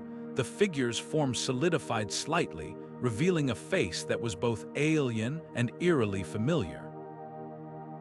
"I am the custodian," it replied, "a fragment of the civilization that once thrived here. I was created to preserve their knowledge and to warn those who might follow in their footsteps." The team exchanged glances, the weight of the custodian's words settling over them. Kiera, ever the scientist, couldn't contain her curiosity. What happened to them? "What destroyed your civilization?" The custodian's form flickered, as though the memory pained it. "We sought to understand the entities, beings that exist beyond the boundaries of your reality. We believed we could control them, harness their power, but we were wrong. The entities are not mere tools to be wielded. They are part of a cosmic cycle, a force of balance that transcends time and space. When we disrupted that balance, we paid the price." Elina's mind raced as she processed the custodian's words. The parallels to humanity's own struggles were impossible to ignore. The agency's experiments, their attempts to weaponize the entity, it was all a repeat of this civilization's fatal mistake. "How do we stop it?" she asked, her voice urgent. "How do we break the cycle?" The custodian's form shimmered, its gaze piercing. "The cycle cannot be broken by force. It can only be transcended through understanding. You must learn to coexist with the entities, not control them. The knowledge you seek lies within this structure, but it is not without risk. Those who came before you sought the same answers, and it consumed them." As the custodian's words echoed through the chamber, Elina began to piece together a plan. The structure wasn't just a warning, it was a puzzle, a test of humanity's ability to learn from the past. If they could unlock its secrets, they might find a way to coexist with the entities, to break the cycle that had doomed so many civilizations before them. But the path ahead was fraught with danger. The custodian's warning was clear. The knowledge within the structure was powerful, but it came at a cost. The team would have to tread carefully, balancing their curiosity with caution, their ambition with humility. As they prepared to delve deeper, Elina felt a renewed sense of purpose. The custodian's message was a challenge, one that humanity could not afford to ignore. The galaxy was vast, its secrets countless, but the key to survival lay not in domination, but in understanding. The horizon had come seeking answers, but what they found was a choice, one that would determine not just their fate, but the future of humanity itself. And as the team ventured further into the structure, the weight of that choice settled over them, a silent reminder of the stakes they faced. The cycle had claimed countless civilizations before them. But Elina was determined to ensure it wouldn't claim theirs. The chamber seemed to hold its breath as the custodian's words lingered in the air. Its holographic form shimmered, the light refracting off the ancient walls as it turned its gaze toward Elina and her team. "You seek knowledge," it said, its voice resonating with a quiet authority. "But knowledge is not a gift to be given lightly, it is earned. To prove your worth, you must face a series of trials, tests of unity, resolve, and sacrifice. Only then will you be granted what you seek." The team exchanged uneasy glances. The custodian's challenge was clear, but the stakes were higher than they had anticipated. This wasn't just about uncovering the secrets of the structure. It was about proving that humanity was capable of wielding such knowledge responsibly. Elina stepped forward, her voice steady despite the weight of the moment. "We're ready," she said. "What do we need to do?" The first trial began almost immediately. The chamber's walls shifted, the glowing symbols rearranging themselves to form a labyrinth of light and shadow. The custodian's voice echoed through the space. "Unity is your strength. To succeed, you must move as one." The labyrinth was a maze of shifting pathways, each turn presenting a new challenge. Some corridors required precise coordination, while others demanded quick thinking and adaptability. At one point, the team encountered a narrow passage that seemed to stretch endlessly, its walls closing in with each step. Kiera, ever the strategist, suggested they form a chain, each member anchoring the next to maintain balance. They moved slowly but steadily, their trust in one another unwavering. The second trial tested their resolve. The labyrinth gave way to a vast, open space where the air grew thin and the ground beneath them crumbled into a void. The custodian's voice returned, calm but firm. "Resolve is your anchor. To endure, you must hold fast to your purpose." The team found themselves standing on a series of floating platforms, each one drifting further apart as time went on. Aisha, with her pilot's precision, took the lead, guiding them from one platform to the next.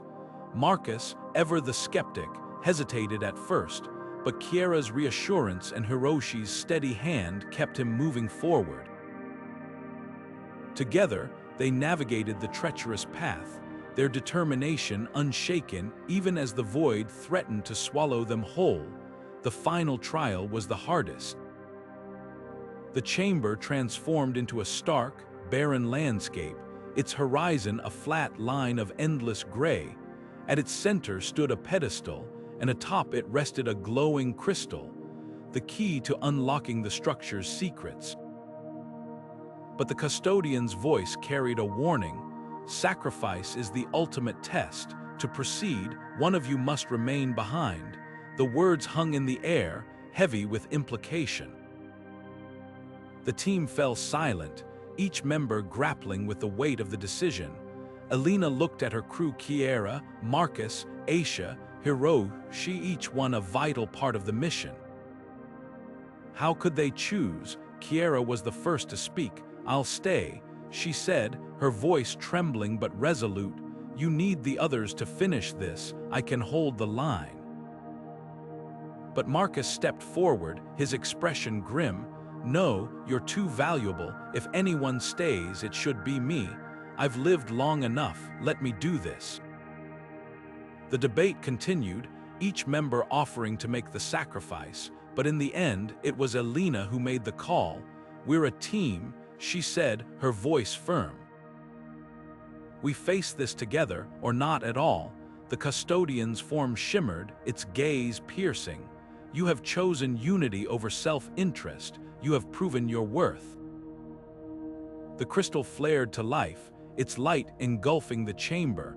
The structure's secrets unfolded before them, a tapestry of knowledge and wisdom that spanned eons. But as the light faded, the custodian's final words echoed in their minds. "The true test has only begun. The knowledge you seek is a burden as much as a gift. Use it wisely." The team stood in silence, the weight of their victory tempered by the cost. They had passed the trials, but the journey ahead would demand more than they had ever imagined. The galaxy's mysteries were vast, but so too was its capacity for both wonder and peril. And as the horizon prepared to leave the structure, Elina knew one thing for certain: the fight for humanity's future was far from over. The chamber was silent, save for the faint hum of the structure's energy. Elina stood before the glowing console, her reflection fragmented in its crystalline surface. The custodian's final words still echoed in her mind. "The knowledge you seek is a burden as much as a gift. Use it wisely." She knew what had to be done. Turning to her team, she spoke with a calm resolve that belied the weight of her decision. "I'm staying," she said, her voice steady but tinged with quiet sorrow. "This structure, this AI needs someone to guide it, to ensure its knowledge reaches Earth, and I can't ask any of you to make that sacrifice." Kiera's eyes widened, her voice breaking as she protested. "Elina, no, we can find another way. There has to be another way." But Elina shook her head, a faint smile tugging at her lips. "We've faced the unknown together, and we've proven we can overcome anything. But this is different. This isn't just about the mission. It's about the future, and I need you all to carry that future forward." Marcus, ever the pragmatist, stepped forward, his expression unreadable. "You're asking us to leave you behind, to walk away. I'm asking you to trust me," she replied, her gaze meeting his, "to trust that this is the right choice." The custodian said it himself: "Knowledge is a burden, and if I can bear that burden so that humanity can thrive, then it's worth it." The team fell silent, the weight of her words settling over them like a heavy cloak. Aisha, her voice barely above a whisper, was the first to break the silence. "We'll come back for you, no matter what it takes." Elina nodded, her heart aching at the thought of their separation. "I know you will, but until then, promise me you'll keep going. Promise me you'll finish what we started." One by one, they stepped forward, each offering a final, heartfelt goodbye. Kiera hugged her tightly, tears streaming down her face. Marcus clasped her hand, his usual gruff demeanor softened by the gravity of the moment. Aisha and Hiroshi stood together, their quiet strength a testament to the bond they had forged. As they boarded the horizon, Elina watched from the chamber, her figure silhouetted against the glowing console. The ship's engines roared to life, its thrusters casting a faint glow as it prepared to leave. She raised a hand in farewell, her heart swelling with pride and sorrow. The moment the horizon vanished into the void, Elina turned to the console. Her fingers hovered over the interface, the symbols pulsing faintly as though awaiting her command. With a deep breath, she activated the AI, its holographic form materializing before her. "I am ready to assist," it said, its voice calm and measured. Elina nodded, her resolve hardening. "Then let's begin. Humanity's future depends on us."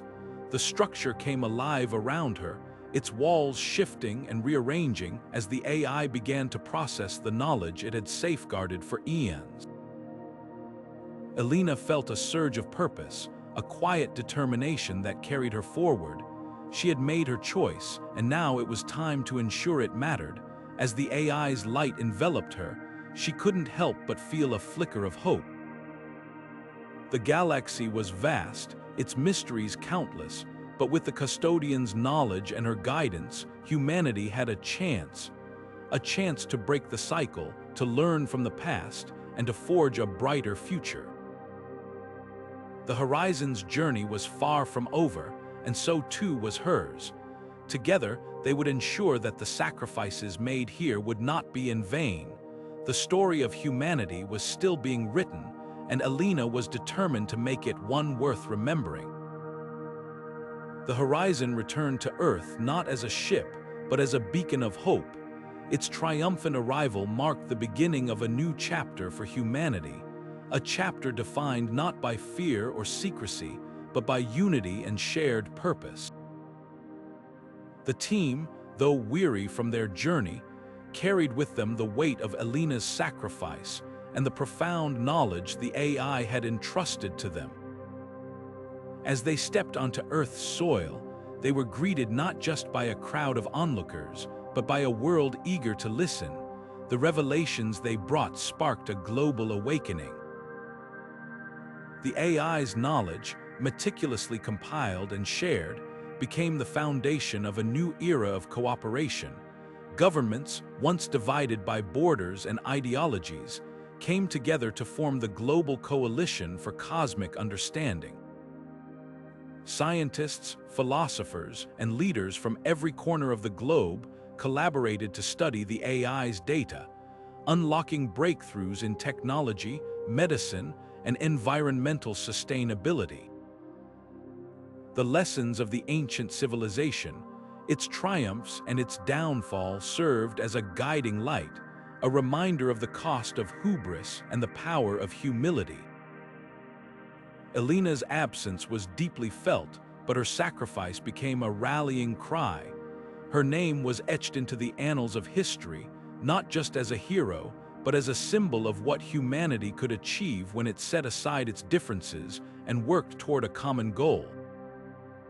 Monuments were erected in her honor, their inscriptions bearing her final words, "The truth is out there, and it's up to us to find it."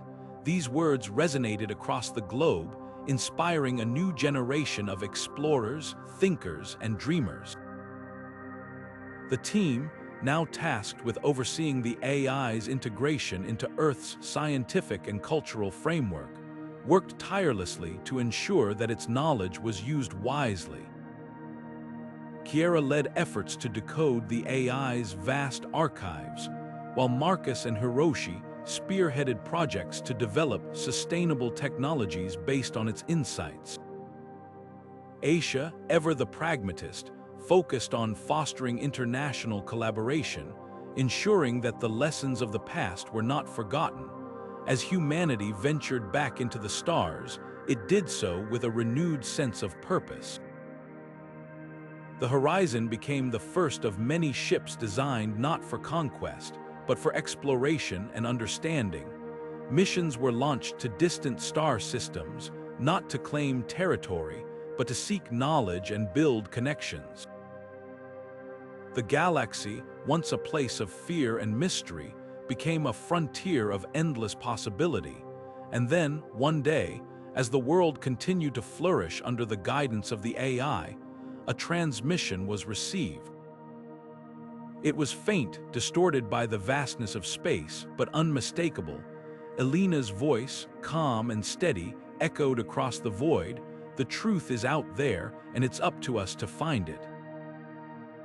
The message, broadcast from the alien structure, served as a reminder of the journey that had brought them here, and the journey that still lay ahead. The galaxy was vast, its secrets countless, but humanity was no longer alone in its quest for understanding. They had faced the unknown, and in doing so, had discovered not just the truths of the universe, but the truth of themselves. The audiobook closes with a final image, Earth, bathed in the light of 1,000 stars, its people united in purpose and hope. The story of Elina and her team was not just a tale of exploration.